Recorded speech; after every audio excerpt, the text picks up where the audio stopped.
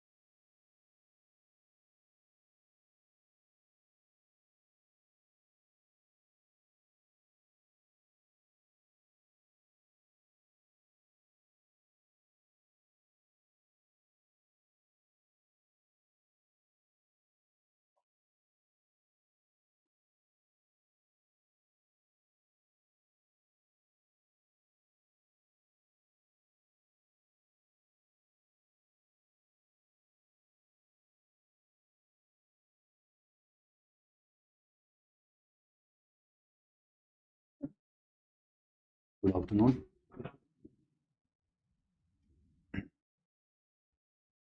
6 तारीख का जो टेस्ट है उसका सिलेबस मैं आपको बता चुका हूँ।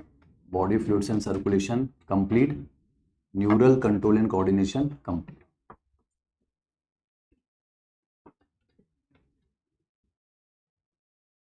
तबीयत थोड़ी सी नासाज हो गई है, मेरी बात कर रहा हूँ।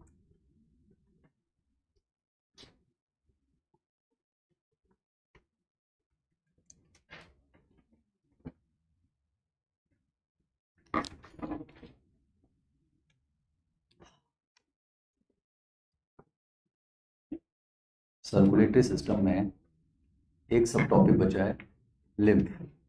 तो आज के लेक्चर का फ्लो ऐसा है, हम पहले लिम्फ कंप्लीट करेंगे, फिर हम शुरू करना चाहते हैं neural control and coordination.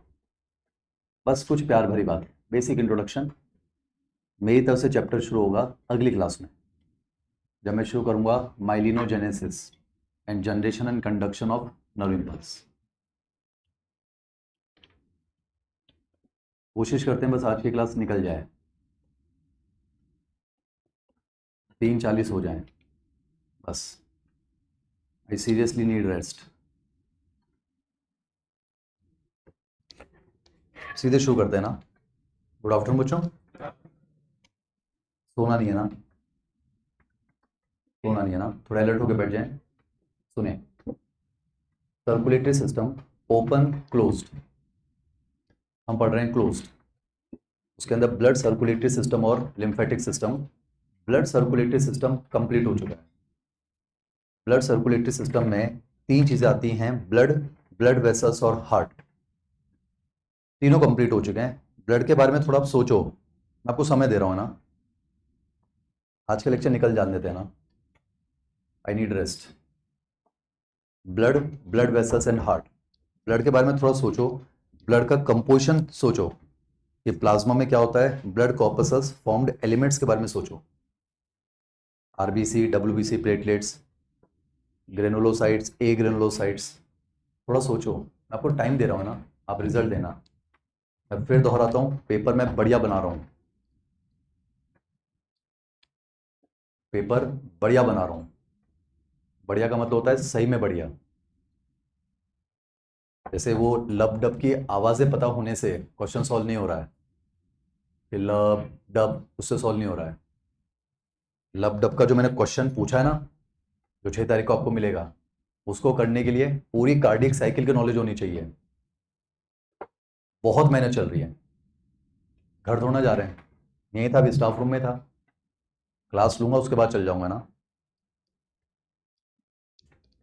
Blood के कंपोजिशन के बारे में थोड़ा याद करने की कोशिश करो। ब्लड ग्रुपिंग के बारे में सोचो, वो एनसीईआरटी की टेबल, कौन सा एंटीजन, कौन सी एंटीबॉडी, कौन डोनर ग्रुप है, थोड़ा सोचो। ब्लड क्लॉटिंग के बारे में सोचो, एंजाइम कैस्केड थ्योरी सोचो। सीरम के बारे में, blood minus corpuscle is equals to plasma, plasma minus clotting factor is called serum. तो इसलिए अगर सीरम को अगर किसी स्लाइड पर रखा जाए तो उसका कोगुलेशन नहीं होगा। मुझे नींद आ रही है, तुम मत सोना है ना, जो भी आपके सामने है, मुझे नींद आ रही है और फिर भी मैं आपको बढ़िया पढ़ा दूंगा ना, उसको मेहनत कहते हैं। आप सोना नहीं है ना, बस मुझे इंतजार है, आज 3:40 आ जाए बस, कैसे भी। आई नीड रेस्ट है ना। ब्लड वाला पार्ट कंप्लीट हो गया। थोड़ा ब्लड वेसल्स के बारे में सोचो, arteries, veins and capillaries. Capillaries की जो वॉल होती है सबसे पतली, endothelium, simple squamous epithelium, single layer. Arteries और वेन्स की वॉल सोचो, tunica externa, tunica media, tunica interna. Arteries की वॉल सोचो, थिक होती है, मोर मस्कुलर होती है, इलास्टिक होती है, नॉन कोलेप्सिबल होती है। फास्ट पढ़ा रहा हूँ क्या, बहुत स्लो। सबसे इंपॉर्टेंट तो तबीयत है, आराम से पढ़ेंगे और टाइम से पहले कोर्स कर देंगे, निश्चिंत रहो। हमने इन 15 साल में क्या सीखा है, यही तो सीखा है, डिसिप्लिन। तो जो तुमसे कहा है ना वो करके दिखाएंगे, टाइम से पहले कोर्स भी हो जाएगा, बस साथ दो है ना। इतना ठंडा नहीं होना चाहिए, तुम्हें समझा रहा हूँ। अभी तो फिलहाल फिर भी ठीक है ना, ठीक है। कल वाला जो है ना थोड़ा सा लफड़ा कर गया, पता थोड़ा चलता है, कर जाता है बेटा, तो I am not feeling good. Blood हो गया, ब्लड वेसल्स हो गया, अब बचता है हार्ट। हार्ट के बारे में 7 पॉइंट है, मैं हेडिंग बोल रहा हूँ, अंदर का आप सोचो, आपको समय दे रहा हूँ। हार्ट के बारे में पहला पॉइंट था heart wall and it's covering, थोड़ा सोचो, इतना सोच पा रहे हो। Epicardium, myocardium, endocardium, pericardium, heart wall and it's covering. Room पर भी रिवाइज करो ना तो इसी तरह से करा करो कि आंखें बंद करी, वो पॉइंट सोचे, चैप्टर रिवीजन पूरा ऐसे कैसे। जाग रहा ना बेटा, सोना नहीं है ना। पर कोइंसिडेंस है कि आज ज़्यादा कुछ खास पढ़ाना भी नहीं है, ठीक है। कल अगर ऐसी तबीयत हो जाती तो फिर थोड़ा बुरा लगता मुझे। कल का लेक्चर तो इंपॉर्टेंट था, हमने कार्डियक साइकिल समझा। आज बेसिक सा लेक्चर है, कोई नहीं, रेस्ट कर लेंगे, कल फिर ठीक हो जाएंगे होपफुली। हार्ट के बारे में पहला पॉइंट हो चुका है। दूसरा पॉइंट सोच, very very special point, vessels, walls and septa. कहाँ पर थिक फाइब्रस, कहाँ थिन मस्कुलर, कहाँ थिक मस्कुलर, टेस्ट में मैंने ये वर्ड यूज़ किए हैं, गलती मत करना है ना। आराम से पढ़ना पेपर, ये कहना चाह रहा हूँ मैं। मेरी तरफ से 90 क्वेश्चंस रहेंगे, 90 क्वेश्चंस। बायो का मैं इकलौता मास्टर चल रहा हूँ, तो 90 क्वेश्चंस 2 चैप्टर से रहेंगे। और जब 2 ही चैप्टर से 90 क्वेश्चंस रहेंगे तो मान के चलना हर सब टॉपिक कवर होगा। अरे 2 चैप्टर से 90 क्वेश्चन है, तो हर सब टॉपिक कवर होगा, छोटे से छोटा। और पेपर बढ़िया बना रहा हूँ मैं, इसीलिए रुक रहे हैं, मेहनत कर रहे हैं, पेपर बढ़िया मिलेगा आपको। वो जो मैंने लब और डब का क्वेश्चन डाला है ना, उसको सॉल्व करने में मुझे 3 से 4 मिनट लग गए। हाँ, उसमें कुछ स्टेटमेंट्स डाले मैंने, बेहतरीन स्टेटमेंट्स, किसी किताब से थोड़ा ना लिए हैं, किसी और कोचिंग के पेपर से थोड़ा ना लिए हैं, खुद ने बनाए, बेहतरीन सवाल। तो हो सकता है आपसे वो टेस्ट के दौरान सॉल्व ना हो, तो परेशान नहीं होना, इंपॉर्टेंट है रूम पर जाकर तो सॉल्व हो जाने चाहिए, क्योंकि टेस्ट में मैं आपको टाइम मैनेजमेंट सिखाना जा रहा हूँ। जैसे वो लब डब का क्वेश्चन देखने को मिलेगा ना, तो उसमें उलझ मत जाना। ऐसा थोड़ा ना कहना कि 10 मिनट में उसको सॉल्व कर रहा है, फिजिक्स केमिस्ट्री भी कंप्लीट करनी है। तो मेरे पेपर का मकसद है टाइम मैनेजमेंट सिखाना, तो पेपर मैं बढ़िया बना रहा हूँ। मैंने 1 पेज का तो पोर्टल सिस्टम का क्वेश्चन डाला है, और 1 पेज का इतना लंबा क्वेश्चन। तो मैं ये थोड़ा ना चाह रहा हूँ कि तू उसको टेस्ट में सॉल्व कर, मैं ये नहीं चाह रहा हूँ, मैं तुझे टाइम मैनेजमेंट सिखाना चाह रहा हूँ। नीट 2025 में यही तो हुआ तेरे साथ, तभी तो लफड़ा हो गया। टाइम होता प्रॉपरली तो शायद तो और अच्छा परफॉर्म करता। तो वही हम सीखना चाह रहे हैं। ब्लड सर्कुलेशन में 3 चीजें, ब्लड, ब्लड वेसल्स और हार्ट। ब्लड हम पढ़ चुके हैं, ब्लड वेसल पढ़ चुके हैं। हार्ट के बारे में पहला पॉइंट था हार्ट वॉल्यूम्स कवरिंग, दूसरा पॉइंट था वेसल्स, वॉल्स एंड सेप्टा, तीसरा पॉइंट था मस्कुलेचर। थोड़ा सोच, musculi pectinati, trabeculae carneae, papillary muscle, chordae tendineae. Left ventricle सबसे बड़ा चेंबर होता है, उसकी मायोकार्डियम थिकेस्ट होती है, क्योंकि उसको सिस्टमिक सर्कुलेशन में पंप करना होता है। थोड़ा सोच। 4 पॉइंट सोच, blood supply of the heart, बहुत धीरे पढ़ा रहा हूँ। 4 पॉइंट सोच, blood supply of the heart, coronary circulation, heart खुद को कैसे सप्लाई करता है। 5वां पॉइंट सोच, conducting system of A myogenic heart. ऐसे नोड को पेसमेकर क्यों कहते हैं, एनसाइड की लाइन याद कर, मैंने टेस्ट में डाली है। बोल रहा हूं मैं आपको, गलत क्या उसमें बता रहा हूं मैं आपको। ऐसे node can generate maximum number of action potential and it is responsible for initiating and maintaining the rhythmic contractile activity of the heart, इसे उसको कहा जाता है pacemaker of the heart. Assertion is डाला मैंने, बता रहा हूं मैं आपको, गलत क्या उसमें, एनसाइड की लाइन है। Conducting system of a myogenic heart, सोच क्या सीक्वेंस होती है, SA node, node, AV bundle, bundle of His, है ना, Purkinje fibre, very important. Impulse conduction जो फास्टेस्ट होता है वो परकिंजे फाइबर में है। इंपल्स जनरेशन की रेट एक अलग बात है, इंपल्स कंडक्शन की स्पीड एक अलग बात है। समय दे रहा हूँ देख, मन तो है कि छुट्टी कर दूँ, पर ठीक है, जैसे तैसे पढ़ाऊंगा, पढ़ा लूंगा, बढ़िया पढ़ाऊंगा। छठा पॉइंट सोच, heart beat and regulation of heart beat. Adrenal medullary hormones can also increase cardiac output, NEET 2025 का question. Heart beat and regulation of heart beat, थोड़ा सोच तो सही। सिंपैथेटिक होगा तो हार्ट बीट बढ़ेगी, पैरासिम्पैथेटिक वेगस एसिटाइल कोलिन तो heart rate घटेगी एक्सेप्शनली, टैकीकार्डिया, ब्रेडिकार्डिया। 7 पॉइंट सोच, कार्डियक साइकिल। कार्डियक साइकिल में वो गोला सोच बस, अगर वो गोला याद है ना तो क्वेश्चन हो जाएगा hopefully.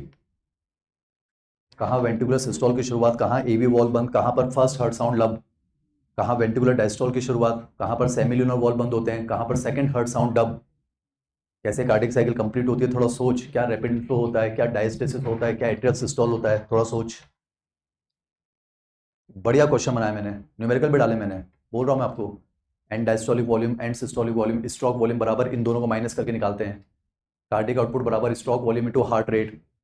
Ejection fraction, stroke volume upon and diastolic volume, 70/120, लगभग 60%। ये तो तब है जब वो डेटाज हैं, मैं डेटाज चेंज करूंगा तो वैल्यूज चेंज होंगी, और एग्जैक्ट कैलकुलेशन करना होगा, ये ध्यान रखना। अगर 22.7 आता है तो आंसर जो है 23% जाएगा। समझदार को इशारा काफी है, बढ़िया बना रहा हूँ पेपर, मेहनत कर रहे हैं ना, रिजल्ट चाहिए, मेहनत करेंगे। तो ब्लड हो चुका है, ब्लड वेसल्स हो चुका है, हार्ट हो चुका है। फिर हमने ब्लड प्रेशर भी पढ़ा था, ब्लड प्रेशर, सिस्टोलिक डायस्टोलिक, पूरा चैप्टर तेरी आंखों के सामने से निकाल रहा हूँ। ब्लड प्रेशर हमने वो भी देखा था, disorders related to circulatory system, hypertension, है ना, angina pectoris, heart failure, congestion of lungs is the primary symptom, है ना, हार्ट अरेस्ट, हार्ट अटैक यानी मायोकार्डियल इंफार्क्शन, ईसीजी, ईसीजी के भी क्वेश्चन डालें। ECG is the graphical representation of the electrical activity of the heart, not the mechanical activity of the heart. बढ़िया question मिलेंगे। The end of T wave marks the end of systole, ECG full form थोड़ा पूछूंगा, electrocardiogram. तबीयत खराब है लेकिन तो भी बढ़िया पेपर बना रहा हूँ, निश्चिंत रहे। फिर ब्लड सर्कुलेटरी सिस्टम का लास्ट टॉपिक था पोर्टल सिस्टम। थोड़ा सोच, डायरेक्ट ना भेजकर इनडायरेक्टली भेजना, ताकि एक साथ बहुत सारी इंप्योरिटीज जो है वो हार्ट तक ना पहुंचे, ताकि हार्ट को नुकसान ना हो। उसमें से हाइपोफाइजल पोर्टल सिस्टम वो हम पढ़ेंगे एंडोक्राइन सिस्टम में डिटेल में। ये था हमारा ब्लड सर्कुलेटरी सिस्टम कंप्लीट। अभी चैप्टर में लास्ट क्या बचा, लिम्फेटिक सिस्टम। अब समझना, ब्लड सर्कुलेटरी सिस्टम में तीन चीजें आती हैं, ब्लड, ब्लड वेसल्स और हार्ट। तो लिम्फेटिक सिस्टम में तीन चीजें आती है, लिम्फ, लिम्फ वेसल्स और लिम्फ नोड। हमें इनमें से बस एक पढ़ना है, लिम्फ। सिलेबस में यही है, एनसीईआरटी में जो है एक हेडिंग लिखा हुआ है लिम्फ और एक पैराग्राफ है, दैट्स इट। तो वही तो पैराग्राफ सिलेबस में, तो वो पैराग्राफ तो समझाऊंगा ही सही, और मैं अपने सुकून के लिए आपको लिम्फ वेसल्स और लिम्फ नोड्स भी समझा दूंगा। पढ़ने के मूड में बेटा थोड़ा अलर्ट होकर बैठ जाना। आज का तापमान थोड़ा ठीक लग रहा है, तुम्हें भी समझ में आ रहा होगा, कल बहुत ज्यादा ही ठंडा था, नॉट गुड। असर जो है ना बाद में दिखता है फिर, मुझे आज दिख रहा है वो। मैं छुट्टी पे चल जाऊंगा गलत हो जाएगा, कोई भी टीचर छुट्टी पे चल जाएगा गलत हो जाएगा। तो health is the primary thing, health is the primary thing. तो आज तो फिर भी ठीक लग रहा है, ठीक है, गोलियां वोलियां खा लेंगे। सर्कुलेटरी सिस्टम में ओपन क्लोज हम पढ़ रहे हैं क्लोज, इसमें ब्लड सर्कुलेटरी सिस्टम कंप्लीट। आइए बात करते हैं लिम्फेटिक सिस्टम। आपके मॉड्यूल में हम कहाँ चुके हैं, पेज नंबर 49 पर आओ जल्दी से। आपके मॉड्यूल में पेज नंबर 49 है, राइट साइड वाला पेज, नीचे हेडिंग लिखा हुआ है लिम्फ। वहां पर नीचे 2-3 लाइनें जो भी लिखी हुई है वो एनसीईआरटी की है, तो वो मैं आपको समझाऊंगा। पन्ना पलटो, पन्ना पलटो। फिर लिम्फ को लेकर और भी बहुत सारी बातें लिखी हुई हैं, मतलब लिम्फ कंप्लीट करेंगे, ये चैप्टर खत्म हो जाएगा। फिर हम न्यूरल कंट्रोल कोऑर्डिनेशन का इंट्रोडक्शन आज लेना चाह रहे हैं। गुड आफ्टरनून बच्चों, चेहरे पे थोड़ी मुस्कुराहट होगा, अलर्ट होकर बैठ जा। तू सोना नहीं है ना, अगर तुझे ही सोना है तो फिर मैं घर जाके सो जाता हूँ।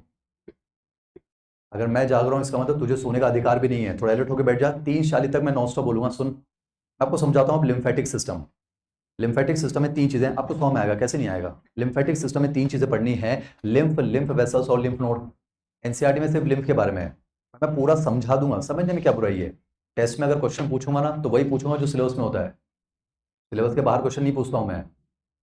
और ठीक है, समझाने की कोशिश कर रहा हूं, ध्यान सुनना ना। मैं आपको लिम्फेटिक सिस्टम पढ़ाऊं उससे पहले एक बार मैं आपको थोड़ा सा ब्लड सर्कुलेटरी सिस्टम हल्का सा रिवाइज करवाता हूं। मान ले बेटा ये हमारी बॉडी का कोई ऑर्गन है, मान ले बॉडी का कोई ऑर्गन है, ऑर्गन है, इसका मतलब टिश्यू से बनेगा। टिश्यू मतलब ग्रुप ऑफ सेल, और बीच में आपको टिश्यू फ्लूइड दिख रहा है, इंटरस्टिशियल फ्लूइड दिख रहा है। सुनना, पहले मैं यहाँ पर ब्लड वेसल की बात करता हूँ। ब्लड वेसल एक एक वर्ड बताऊंगा, सुन। ब्लड वेसल की बात करता हूँ, किसी भी ऑर्गन में ऑक्सीजनेटेड यानी प्योर ब्लड लेकर जो घुसती है उसे कहा जाता है आर्टरी। नॉर्मली कह रहा हूं मैं पल्मोनरी आर्टरी की बात नहीं कर रहा, वो तो एक्सेप्शन है, एक आध तो एक्सेप्शन होते ही है, सुनना। यानी समझो, मान लो ये बॉडी का कोई ऑर्गन है, फिलहाल मैं लिम्फ की बात नहीं कर रहा हूँ, मैं ब्लड की बात कर रहा हूँ। ये जो मैंने आपके सामने बनाई बेटा ये ब्लड वेसल है, सुनना। किसी भी ऑर्गन में प्योर ब्लड लेकर जो जाती है उसे कहा जाता है आर्टरी। प्योर ब्लड से मेरा मतलब है ऑक्सीजनेटेड ब्लड है, यानी इसमें ऑक्सीजन ज्यादा है, CO2 कम है, इसमें न्यूट्रिशन ज्यादा है, इसमें वेस्ट प्रोडक्ट कम है। अब आर्टरी अंदर जाकर किसमें डिवाइड हो जाती है, कैपिलरीज के अंदर। आपको पता है यहां से जो है एक्सचेंज हो जाएगा, क्योंकि कैपिलरी जो बॉल होती है वो सबसे पतली होती है, एंडोथेलियम, सिंपल स्क्वेमस सेपिलम, और ये दीवार में जो है बेटा परफोरेटेड होती है। तो यहां से जो है चीजों का एक्सचेंज हो जाएगा, और फाइनली यहां से गंदा खून लेकर जो निकलती है उसको वेन कहा जाता है। वेन के अंदर डीऑक्सीजनेटेड ब्लड होता है प्लस इंप्योर ब्लड होगा, जाहिर सी बात है इसके अंदर जो है CO2 ज्यादा, ऑक्सीजन कम, वेस्ट प्रोडक्ट ज्यादा और न्यूट्रिशन कम हो जाएगा। ये जो मैंने आपके सामने बनाई बेटा ये तो जो है ब्लड वेसल्स है, ये तो ब्लड वेसल है, अरे ये ऐसी वेसल है जिसमें ब्लड फ्लो करता है। तो ये तो आर्टरी है, वो वेन है, और ये कैपिलरी है। अब मैं आपको समझा रहा हूँ लिम्फेटिक सिस्टम, 15 मिनट का टॉपिक है ना, सुन। लिम्फेटिक सिस्टम में तीन चीज आएगी ना, वहां ब्लड है तो यहाँ लिम्फ है, वहां ब्लड वेसल तो यहाँ लिम्फ वेसल, वहां पर हार्ट है तो यहाँ पर लिम्फ नोड्स होते हैं। तो सबसे पहले एनसीईआरटी कवर करते हैं, लिम्फ डिस्कस करते हैं। आगे लिम्फ कहते किसे हैं, ध्यान सुनना ना बेटा, समझो। ये जो भरा हुआ है, ये जो इंटरस्टिशियल फ्लूइड भरा हुआ है, इसे कहा जाता है टिश्यू फ्लूइड। ये जो टिश्यू फ्लूइड है ना मेरे बच्चे, ये टिश्यू फ्लूइड कुछ और नहीं है, यही एक्चुअल में लिम्फ होता है, दैट्स इट। पर वो अलग बात है कि इसको लिम्फ कब कहते हैं और टिश्यू फ्लूइड कब कहते हैं, वो मैं आपको समझा रहा हूं, समझना। जैसे मान लो ये ब्लड कैपिलरी है, तो यहां पर इस तरह से लिम्फ कैपिलरीज भी होती हैं, समझो। ये ब्लड कैपिलरी है तो इस तरह से लिम्फ कैपिलरी होगी, समझो। ब्लड कैपिलरी एक तरह की ब्लड वेसल है, तो लिम्फ कैपिलरी एक तरह की लिम्फ वेसल है। समझने की कोशिश करना, जब तक ये टिश्यू फ्लूइड यहां पर है तो इसको टिश्यू फ्लूइड कहते हैं, पर कल को यही टिश्यू फ्लूइड जब हमारी लिम्फ कैपिलरीज में आ जाएगा तो इसी को हम क्या नाम दे देंगे, लिम्फ, दैट्स इट। यानी समझो जो टिश्यू फ्लूइड है वही एक्चुअल में लिम्फ है, और जब तक यहां भरा हुआ इसको टिश्यू फ्लूइड कहते हैं, जैसे वो लिम्फ वेसल्स में आ जाता है उसको लिम्फ कहा जाता है, बस नाम ही तो बदला है तो वही चीज। जैसे फॉर एग्जाम्पल आप यहाँ बैठे हो तो आप अचीवर्स हो, आप एमबीबीएस करने चले जाओगे तो आप मेडिकोस कहलाओगे, मतलब हो तो आप ही, बस आप ही का तो नाम बदल जाएगा। अरे जागरण बेटा, तबीयत खराब है फिर भी सपने ऊंचे ऊंचे देख रहे हैं, सुन तो सही। कि यहाँ बैठा है तो तू अचीवर्स कहला रहा है, वहां चल जाएगा तो तू मेडिको कहलाएगा, कौन सी बड़ी बात है, यानी बस नाम ही तो बदला है। यानी समझना, जो टिश्यू फ्लूइड होता है ना बेटा वही एक्चुअल में लिम्फ है, कोई अलग चीज नहीं है। जब तक यहां भरा हुआ है इसको टिश्यू फ्लूइड कहते हैं, जैसे ये लिम्फेटिक वेसल्स के अंदर, जैसे ये लिम्फ वेसल्स के अंदर, जैसे ये लिम्फ कैपिलरीज में आ जाएगा, इसी टिश्यू फ्लूइड को हम क्या नाम दे देंगे, लिम्फ नाम दे देंगे। तो मान के चलना, जब मैं आपको टिश्यू फ्लूइड पढ़ा रहा हूँ इसका मतलब मैं आपको क्या पढ़ा रहा हूँ, लिम्फ पढ़ा रहा हूँ। अरे समझो, ये जो मैं आपको पढ़ा रहा हूँ ये टिश्यू फ्लूइड है, और जब ये इनके अंदर चल जाएगा तो वही तो लिम्फ है। तो मैं आपको टिश्यू फ्लूइड पढ़ा रहा हूँ तो दिमाग में रखना मैं आपको लिम्फ पढ़ा रहा हूँ। तो जब मैं टिश्यू फ्लूइड कहूंगा, मान के चला हम लिम्फ पढ़ रहे हैं, आइए बात करते हैं पहले लिम्फ के बारे में। 3 चीजें पढ़नी है, लिम्फ, लिम्फ वेसल्स और लिम्फ नोड, चैप्टर खत्म हो जाएगा। फिर हम नर्वस सिस्टम का इंट्रोडक्शन लेना चाहते हैं। सुन, समझते हैं ये टिश्यू फ्लूइड बनता कैसे है। टिश्यू फ्लूइड कह रहा हूं यानी मान के चल मैं लिम्फ कह रहा हूं, समझना बेटा, ब्लड कैपिलरी से ब्लड छनता है तो टिश्यू फ्लूइड यानी लिम्फ बनता है। एनसीईआरटी की लाइन नहीं समझना, ब्लड कैपिलरी में ब्लड फ्लो कर रहा होगा तो वहां से ब्लड का फिल्ट्रेशन होता है और ब्लड के छनने से जो टिश्यू फ्लूइड बनता है उसी को तो हम लिम्फ कह रहे हैं। यानी कि ब्लड कैपिलरी से ब्लड छनता है तो टिश्यू फ्लूइड यानी कि लिम्फ बनता है। अब ये समझना है कि क्या छनता है और क्या नहीं छनता है। तो डिफरेंस समझते हैं कि ब्लड में क्या क्या होता है और लिम्फ में क्या क्या होता है। आप चेक करो पेज नंबर 50, जल्दी से चेक कर, लिखना कुछ भी नहीं है ना। देखो पेज नंबर 50 पर बीचों बीच वहां देखो ब्लड और लिम्फ के बीच में डिफरेंस की एक टेबल बनी हुई है। बोर्ड पर लिखूंगा नहीं, सामने देखना, एक एक वर्ड बताऊंगा, सुने बेटा। वहां पर जो है ब्लड और लिम्फ के बीच में डिफरेंस की टेबल बनी हुई है, तो वो टेबल मैं आपको समझाता हूं। पहली बात तो ब्लड किसका पार्ट है, ब्लड सर्कुलेटरी सिस्टम, और लिम्फ किसका पार्ट है, लिम्फेटिक सिस्टम। उस टेबल का पहला पॉइंट पढ़ ले। ब्लड में लिखा हुआ है it forms blood circulatory system और लिम्फ में लिखा हुआ है इट फॉर्म्स लिम्फेटिक सिस्टम। अब समझने की कोशिश समझना बेटा, आपको ये जो ब्लड कैपिलरी है इसमें ब्लड फ्लो कर रहा है, नजर सामने होनी चाहिए ना। ये जो ब्लड कैपिलरी इसमें ब्लड फ्लो कर रहा है, ब्लड फ्लो कर रहा है, इससे मेरा मतलब है इसके अंदर प्लाज्मा होगा प्लस ब्लड कॉर्पसेस होंगे, आरबीसी, डब्ल्यूबीसी और प्लेटलेट्स। मान ले आरबीसी, डब्ल्यूबीसी और प्लेटलेट। अरे बेटा ये ब्लड कैपिलरीज में ब्लड फ्लो कर रहा है ना, तो समझो मैंने आपसे क्या कहा, ब्लड कैपिलरी से ब्लड छनेगा तो टिश्यू फ्लूइड यानी कि लिम्फ बनेगा। अब देखते हैं क्या क्या छनेगा और क्या क्या नहीं छनेगा। पहले बात करते हैं ब्लड कॉर्पसेस। समझना, जो आरबीसी होते हैं ना बेटा उनका फिल्ट्रेशन नहीं होता है, समझो। अरे फॉर्म्ड एलिमेंट से ये ब्लड के कॉर्पसेस हैं, इनका साइज बड़ा है तो ये जो है इन पोर से फिल्टर होकर नीचे नहीं आएंगे। तो पहला पॉइंट, ब्लड के अंदर जो है, अरे ब्लड कैपिलरी से ब्लड छनता है तो टिश्यू फ्लूइड यानी कि लिम्फ बनता है। तो समझना आरबीसी जो है उनका फिल्ट्रेशन नहीं होता है। तो पहला पॉइंट, ब्लड के अंदर आरबीसी प्रेजेंट होते हैं और आरबीसी होंगे तो हीमोग्लोबिन होगा, इसलिए ब्लड रेड कलर का होता है। जो लिम्फ होता है उसके अंदर आरबीसी एब्सेंट होते हैं तो हीमोग्लोबिन एब्सेंट है, इसलिए लिम्फ जो है वो कलरलेस होता है, बिल्कुल पानी की तरह। उस टेबल में दूसरा पॉइंट देख ले जल्दी से, आपको मिल जाएगा। ब्लड जो है बेटा वो रेड कलर का होता है क्योंकि उसमें आरबीसी होता है। लिम्फ जो है वो कलरलेस होता है, बिल्कुल पानी की तरह होता है। लिम्फ वर्ड कहीं भी आ जाए इसका मतलब होता है कलरलेस। तो जाग रहा ना बेटा, लेक्चर बढ़िया है ना, पर मेरा रोल थोड़ा कम है, पर कंप्लीट करते हैं। सुन, मैंने आपसे क्या कहा, ब्लड कैपिलरी से 3 चीजें पढ़नी है ना, lymph, lymph vessels, lymph node. तो पहले मैं आपको लिम्फ समझा रहा हूँ। लिम्फ क्या है, ब्लड कैपिलरी से ब्लड छनता है तो टिश्यू फ्लूइड यानी कि लिम्फ बनता है। अब ये देखना ना क्या छनता है क्या नहीं छनता, तो समझना आरबीसी का फिल्ट्रेशन नहीं होता है। यानी पहला पॉइंट, ब्लड के अंदर आरबीसी होते हैं तो वो रेड कलर का होता है, लिम्फ में आरबीसी एब्सेंट होते हैं तो लिम्फ जो है वो कलरलेस होता है, बिल्कुल पानी की तरह। अब पहले मैं बात करता हूँ प्लेटलेट्स की। सुनना, जो प्लेटलेट्स होते हैं ना बेटा उनका फिल्ट्रेशन भी नहीं होता है, यानी प्लेटलेट्स का फिल्ट्रेशन होता है, वेरी इंपॉर्टेंट, मेरे एग्जाम का सवाल भी था। यानी ब्लड के अंदर प्लेटलेट्स होते हैं, जो लिम्फ होता है उसमें प्लेटलेट कंप्लीटली एब्सेंट होता है। बच्चा क्या सोचता है, सर प्लेटलेट्स को कहते हैं थ्रोम्बोसाइट, सर यही तो वो सेल होते हैं जो क्लॉटिंग करवाते हैं। सर आपने कह दिया कि लिम्फ के अंदर प्लेटलेट एब्सेंट है तो क्या लिम्फ में क्लॉटिंग नहीं होती है, ऐसा नहीं है बेटा, लिम्फ में क्लॉटिंग होती है। समझना, क्लॉटिंग के लिए हमें प्लेटलेट नहीं चाहिए होते हैं, क्लॉटिंग के लिए हमें चाहिए होते हैं क्लॉटिंग फैक्टर्स। अरे समझना, अरे प्लेटलेट भी क्या रिलीज करते हैं, थ्रोम्बोप्लास्टिन रिलीज करते हैं, और थ्रोम्बोप्लास्टिन क्या है, क्लॉटिंग फैक्टर है। बेटा समझने की कोशिश करना, अरे क्लॉटिंग के लिए आपको प्लेटलेट होना चाहिए, प्लेटलेट जो क्लॉटिंग फैक्टर रिलीज करते हैं वो हमें चाहिए होता है, यानी कि थ्रोम्बोप्लास्टिन। अब बहुत इंपॉर्टेंट पॉइंट, जो हमारा लिम्फ है ना बेटा, टिश्यू फ्लूइड, इसमें प्लेटलेट्स तो एब्सेंट होते हैं पर यहाँ पर क्लॉटिंग फैक्टर्स प्रेजेंट होते हैं। अरे सोचना, अगर प्लेटलेट नहीं भी होगा पर अगर थ्रोम्बोप्लास्टिन होगा तो जाहिर सी बात है यहाँ पर क्लॉटिंग हो सकती है। ये समझ में आ रहा है, यानी समझना, यानी लिम्फ के अंदर, टिश्यू फ्लूइड के अंदर प्लेटलेट्स कंप्लीटली एब्सेंट होते हैं, ध्यान रखना, लिम्फ के अंदर प्लेटलेट्स कंप्लीटली एब्सेंट होते हैं, पर प्लेटलेट एब्सेंट होने के बावजूद भी due to the presence of clotting factors lymph के अंदर क्लॉट होने की कैपेसिटी प्रेजेंट होती है। तो ध्यान रखना, अगर मैं किसी स्लाइड पर ब्लड की ड्रॉप रखूं तो वो क्लॉट हो सकता है क्योंकि ब्लड में क्लॉटिंग फैक्टर होते हैं। अगर मान ली मैं किसी स्लाइड पर लिम्फ रख दूं तो क्या वो क्लॉट हो सकता है, क्लॉट हो सकता है। अगर मैं किसी स्लाइड पर सीरम रखूं क्या वो क्लॉट हो सकता है, नहीं हो सकता है। ये बहुत साल पहले एग्जाम का सवाल था। यानी समझना बेटा, प्लेटलेट्स जो है यहाँ पर कंप्लीटली एब्सेंट होते हैं पर यहाँ पर क्लॉटिंग फैक्टर्स तो होते हैं, और क्लॉटिंग फैक्टर होंगे तो ध्यान रखना बिना प्लेटलेट के भी लिम्फ में क्लॉटिंग की कैपेसिटी प्रेजेंट होती है। पर वो अलग बात है कि लिम्फ की क्लॉट होने की जो कैपेसिटी है वो ब्लड की तुलना में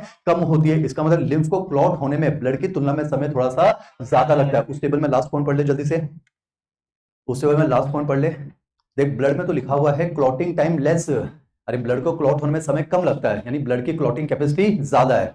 वहां देख लिम्फ में लिखा हुआ है क्लॉटिंग टाइम जो है कंपैरेटिवली मोर।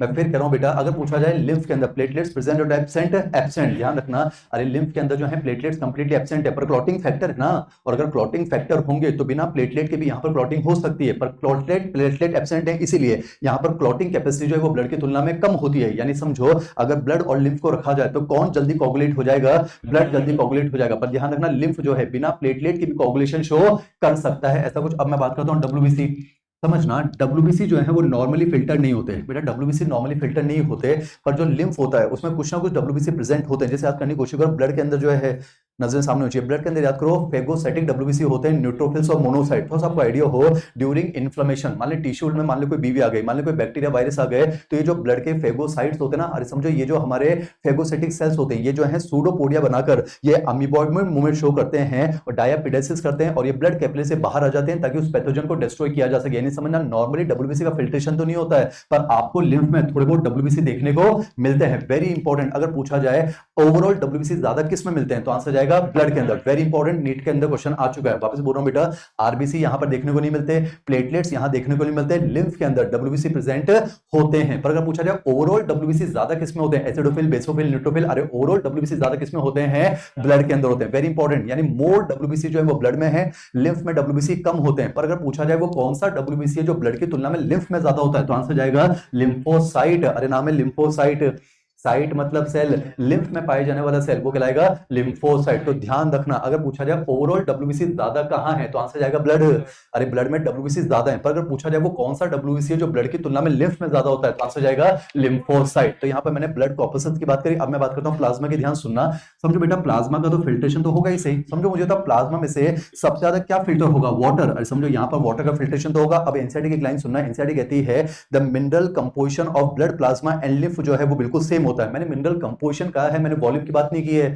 अरे मिनरल कंपोजिशन बिल्कुल सेम होता है, इसका मतलब है अगर ब्लड में सोडियम है तो यहां भी सोडियम मिलेगा। अरे क्यों नहीं मिलेगा, सोडियम छोटी साइज का है तो उसका फिल्ट्रेशन होगा। अगर यहां सोडियम है तो यहां भी सोडियम होगा, यहां क्लोराइड है तो यहां भी क्लोराइड होगा, यहां पोटेशियम तो यहां भी पोटेशियम होगा, यहां बाइकार्बोनेट तो यहां भी बाइकार्बोनेट होगा। यानी समझो ब्लड प्लाज्मा का और लिम्फ का जो मिनरल कंपोजिशन होता है वो बिल्कुल सेम होता है। अब समझने की कोशिश करना, समझो। अरे यानी मैं कह सकता हूं ब्लड में से इन ब्लड कॉर्पसल्स को छोड़कर ऑलमोस्ट बाकी सारी छोटी चीजें जो है वो छन जाती है। एक और चीज नहीं छनती है, क्या, प्रोटीन्स। अरे यार तो प्रोटीन्स जो है वो मैक्रोमोलिक्यूल्स होते हैं, पर समझना ओवरऑल प्रोटीन्स अगर पूछा जाए तो प्रोटीन्स ज्यादा किसमें हैं, ब्लड के अंदर। पर समझो कुछ छोटे छोटे प्रोटीन्स भी तो होते हैं, जैसे एल्बुमिन होता है, जैसे कि एंटीबॉडीज होते हैं, ग्लोबुलिन। अरे बेटा छोटे प्रोटीन्स है तो छोटे प्रोटीन्स का फिल्ट्रेशन हो सकता है। यानी समझो अगर आपसे पूछा जाए ओवरऑल प्रोटीन ज्यादा किसमें मिलते हैं तो आंसर जाएगा ब्लड।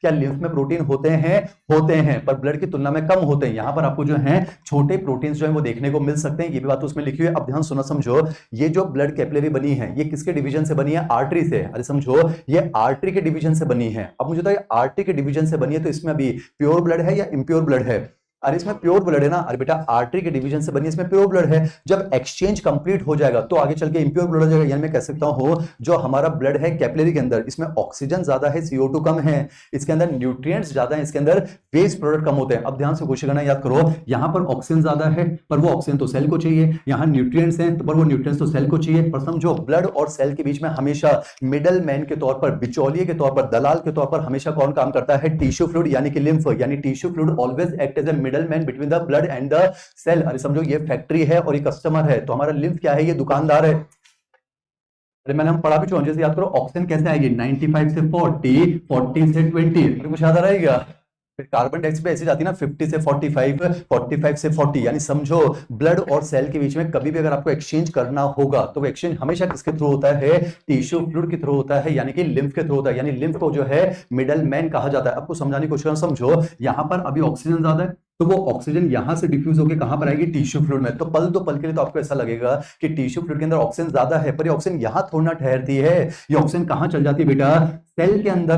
तो पल के लिए ऑक्सीजन यहां पर थी पर फाइनली ऑक्सीजन तो सेल के अंदर चली गई। उसी तरह से यहां से न्यूट्रिएंट्स आते हैं, अरे ग्लूकोज वगैरह आते हैं, पल के लिए ऐसा लगता है कि यहाँ न्यूट्रिएंट ज्यादा है पर वो न्यूट्रिएंट कहां चल जाते हैं, सेल में। यानी समझो यहां पर ऑक्सीजन न्यूट्रिएंट क्या हो चुके हैं, कम हो चुके हैं, अरे गायब हो गए क्योंकि सेल उनको यूज करेगा। अब समझो सेल जो है ऑक्सीजन यूज करेगा, क्या बनाएगा, CO2। ये न्यूट्रिएंट यूज करेगा, क्या बनाएगा, ये वेस्ट प्रोडक्ट बनाएगा, अमोनिया वगैरह बनाएगा। और समझो ये अपनी CO2 और वेस्ट प्रोडक्ट कहां डाल देगा, उसी टिश्यू फ्लूइड के अंदर। यानी समझो जिस थाली में का है उसी थाली में छेद कर दिया। तो मुझे इतना बता दी, ये जो टिश्यू फ्लूइड है फाइनली मुझे तो ये बढ़िया होगा या गंदा होगा, गंदा होगा ना।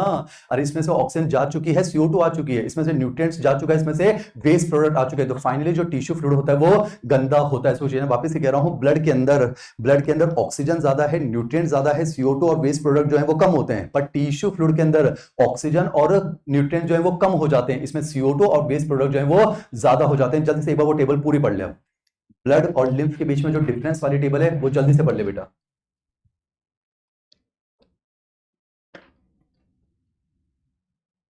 एक एक पॉइंट बोला मैंने। ब्लड कैपिलरी से ब्लड छनता है तो टिश्यू फ्लूइड यानी लिम्फ बनता है।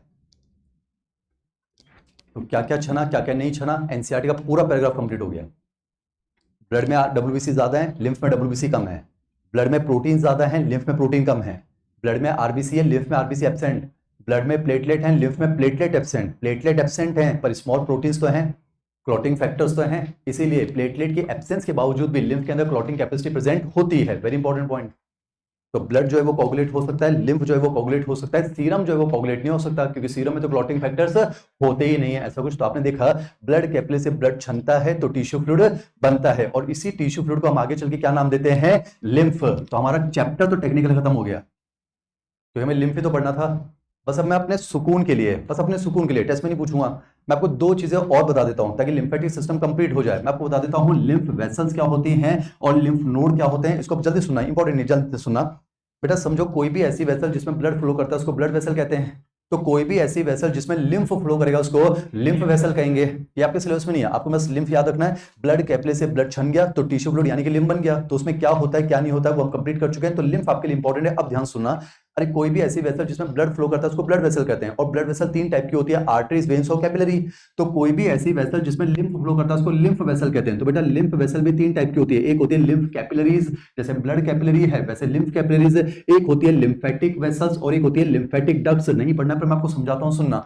अब समझ इन लिम्फ वेसल्स का क्या फंक्शन होता है, बस इतना बता दे, ये सेल के बाहर जो टिश्यू फ्लूइड रखा हुआ है ये अच्छा है या गंदा हो चुका है, गंदा हो चुका है। इसमें जो है CO2 भर भर कर है, इसके अंदर जो है वेस्ट प्रोडक्ट है, इसमें अमोनिया वगैरह हो सकता है। इस टिश्यू में बहुत सारी बीवियां हो सकती है, बैक्टीरिया वायरस यानी कि पैथोजेंस हो सकते हैं। आप समझो किसी भी ऑर्गन के गंदे टिश्यू फ्लूइड को यहां से हटाना जरूरी है। अगर आपने इसको यहां से नहीं हटाया तो फिर सेल को दिक्कत होगी। हमें क्या करना होगा, अच्छा अच्छा टिश्यू फ्लूइड लाना होगा और गंदा गंदा टिश्यू फ्लूइड यहां से ले जाना होगा। और समझो, कोशिश करना, ये जो हमारा टिश्यू फ्लूइड अभी गंदा हो चुका है तो हमें क्या करना है, इसको साफ करना है। ऐसा थोड़ा टिश्यू फ्लूइड गंदा होगा उसको बाहर निकाल देंगे, बाजार से खरीद के लेकर आएंगे, ऐसा नहीं होता है। अरे इसी टिश्यू फ्लूइड को आपको साफ करना है। अब साफ करने से मेरा मतलब क्या है, आपको इसमें से ऑक्सीजन डालनी होगी और ये काम लंग्स करेगा।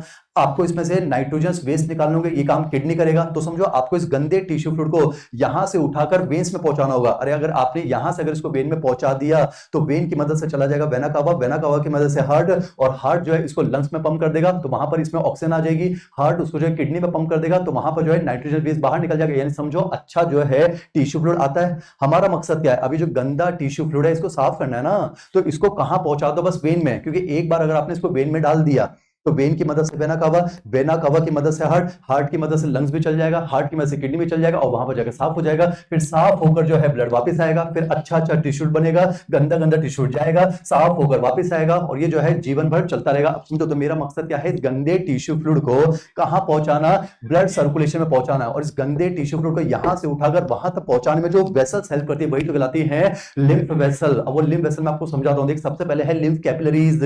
लिम्फ वेसल तीन टाइप की ना, तो सबसे पहले आती है लिम्फ कैपिलरी। क्या होता है, अरे पत्ते पत्ते कैपिलरी हैं। तो ये जो टिश्यू फ्लूइड है जो कि गंदा हो चुका है, इसके अंदर समझो इसके अंदर CO2 है, इसके अंदर नाइट्रोजन वेस्ट है, इसके अंदर बहुत सारे बैक्टीरिया वायरस हो सकते हैं, पैथोजन हो सकते हैं। तो क्या होगा, ये गंदा टिश्यू फ्लूइड यहां से एब्जॉर्ब के कहां चल जाता है, लिम्फ कैपिलरीज में। और जैसे ये लिम्फ कैपिलरी में आता है, अब इसको क्या नाम देते हैं, लिम्फ नाम देते हैं। यानी समझो जो टिश्यू फ्लूइड है जब वो लिम्फ कैपिलरीज में चल जाता है, अब उसी का नाम जो है वो लिम्फ हो जाता है। अब मेरा मकसद क्या है, इस लिम्फ को कहां पहुंचाना है, वेन तक पहुंचाना है। पर सोचो ये कोई अकेला ऑर्गन थोड़ी ना, सेम पोर्टल सिस्टम वाला कंसेप्ट है। अरे अकेला ऑर्गन थोड़ी ना है, अरे बॉडी में न जाने कितने ऑर्गन्स हैं। अब सोचो सभी ऑर्गन अपना गंदा टिश्यू फ्लूइड अगर मान लो वेन्स में डाल देंगे, और इसमें बहुत सारी बीवियां हो सकती है, बैक्टीरिया वायरस हो सकते हैं, तो क्या होगा, बहुत सारे बैक्टीरिया वायरस जो है वो हार्ट तक पहुंच जाएंगे, तो हार्ट डैमेज हो जाएगा। तो हमारा मकसद क्या है, इस गंदे टिश्यू फ्लूइड को ब्लड में जानने से पहले थोड़ा बहुत तो साफ कर लो। अरे कम से कम जो है सब पोर्टल सिस्टम वाला कंसेप्ट है, यानी इसके अंदर जो कम से कम बैक्टीरिया वायरस है उनको तो खत्म कर दो। तो उसको खत्म करने में हेल्प कौन करते हैं,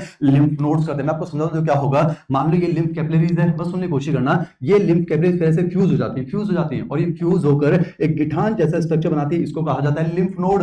फिर यहां से जो है वापस से कोई वैसे निकलेगी, फिर ये किसी और से फ्यूज होगी, फिर बनेगा लिम्फ नोड, फिर इससे कुछ निकलेगी, फिर ये फ्यूज होगी, फिर क्या बनेगा, लिम्फ नोड। यानी कुल मिलाकर समझो ये जो गंदा टिश्यू फ्लूइड है ये ब्लड में जाने से पहले 1000 लिम्फ नोड से होकर गुजर चुका होगा। और आपको पता है लिम्फ नोड जो है वो एक सेकेंडरी लिम्फोइड ऑर्गन है। अरे बेटा लिम्फ नोड जो है एक सेकेंडरी लिम्फोइड ऑर्गन है, इसके अंदर जो है मैच्योर लिम्फोसाइट्स होते हैं, इसके अंदर मैच्योर T लिम्फोसाइट और मैच्योर B लिम्फोसाइट होते हैं। अब देख अरे मान लीजिए अगर ये जो गंदा टिश्यू फ्लूइड आ रहा है, अगर इसमें मान लीजिए बैक्टीरिया और वायरस है, अगर मान लीजिए इसमें पैथोजन है, तो क्या होगा, वो पैथोजन डायरेक्टली वहां नहीं पहुंचेंगे, पहले उनकी मुलाकात किससे होगी, लिम्फ नोड से। और लिम्फ नोड में उनकी मुलाकात होगी मैच्योर टी लिम्फोसाइट और बी लिम्फोसाइट से, और ये टी और बी लिम्फोसाइट उन बीवियों को, उन पैथोजन को क्या करेंगे, सफाया कर देंगे, ताकि इतनी सारी बीवियां एक साथ कहां ना पहुंचे, हमारे हार्ट तक ना पहुंचे। यानी मैं कह सकता हूं लिम्फ नोड का फंक्शन क्या है, lymph node act as a filter for the lymph. नहीं आगे समझ में? समझो लिम्फ नोड का मकसद क्या है, ये लिम्फ को फिल्टर करता है, उसको साफ करता है। ये हमारा पूरा कंप्लीट करता हूं, समझना, ये लिम्फ नोड है। यहां से फिर क्या होगा, ऐसी फिर बहुत सारी वेसल्स निकलती हैं, ये फ्यूज होकर बनाती है लिम्फेटिक वेसल्स, ये लिम्फ कैपिलरीज हैं, ये लिम्फेटिक वेसल्स हैं। फिर बहुत सारी लिम्फेटिक वेसल्स फ्यूज होकर बनाती है लिम्फेटिक डक्ट, और ये लिम्फेटिक डक्ट फाइनली कहां खुल जाती है, हमारे ब्लड सर्कुलेशन के अंदर। तो देखो यहां पर लिम्फ आ चुका है, यहां पर ये लिम्फ वेसल्स आ चुकी हैं, यहां पर ये लिम्फ नोड आ चुके हैं, और इन तीनों को मिलाकर ये जो पूरा सिस्टम है, ये क्या कहलाता है, लिम्फेटिक सिस्टम समाप्त हो गया है। अब मैं लास्ट में बस इतना बताना चाहूंगा, हमारे शरीर का लार्जेस्ट लिम्फ नोड कौन सा होता है, spleen. Spleen is the largest lymph node of the body. तो स्प्लीन के बारे में बस दो शब्द याद रख लें, स्प्लीन को कहा जाता है ग्रेवयार्ड ऑफ आरबीसी। और इसमें जो ब्लड में अगर मान लो कोई इमेच्योर आरबीसी, सो मत बेटा, नींद मुझे आ रही है, तुम मत सो। हमारे ब्लड में अगर मान लो कोई इमेच्योर आरबीसी, बेकार आरबीसी है, तो स्प्लीन उनको छानता है, मारकर दफन करता है, इसलिए उसको कहा जाता है ग्रेवयार्ड ऑफ आरबीसी। बेटा स्प्लीन को ब्लड बैंक ऑफ बॉडी भी कहते हैं, समझो, ये बेकार आरबीसी को छानकर मारता है। पर कल को मान लो हमारे अंदर एरिथ्रोपोइसिस ज्यादा हो गया, मान लो आरबीसी जरूरत से ज्यादा बन गए, तो ये तंदुरुस्त आरबीसी को भी छानकर जो है स्टोर करता है, ताकि इमरजेंसी में वो काम आ जाए, इसलिए इसको जो है ब्लड बैंक ऑफ बॉडी भी कहा जाता है। तो officially this is the end of body fluids and circulation. तो चाहे तो एक बार ताली बजा सकता है। मॉड्यूल नंबर 5 अंदर रख, मॉड्यूल नंबर 6 निकाल ले। अब हम शुरू करेंगे neural control and coordination. Silence. Module number 6 कितनों को मिल गया है? नहीं भी मिला है तो बाद में मिल जाएगा। मॉड्यूल नंबर 5 अंदर रख लें, मॉड्यूल नंबर 6 निकाल लें, सब मिल जाएगा।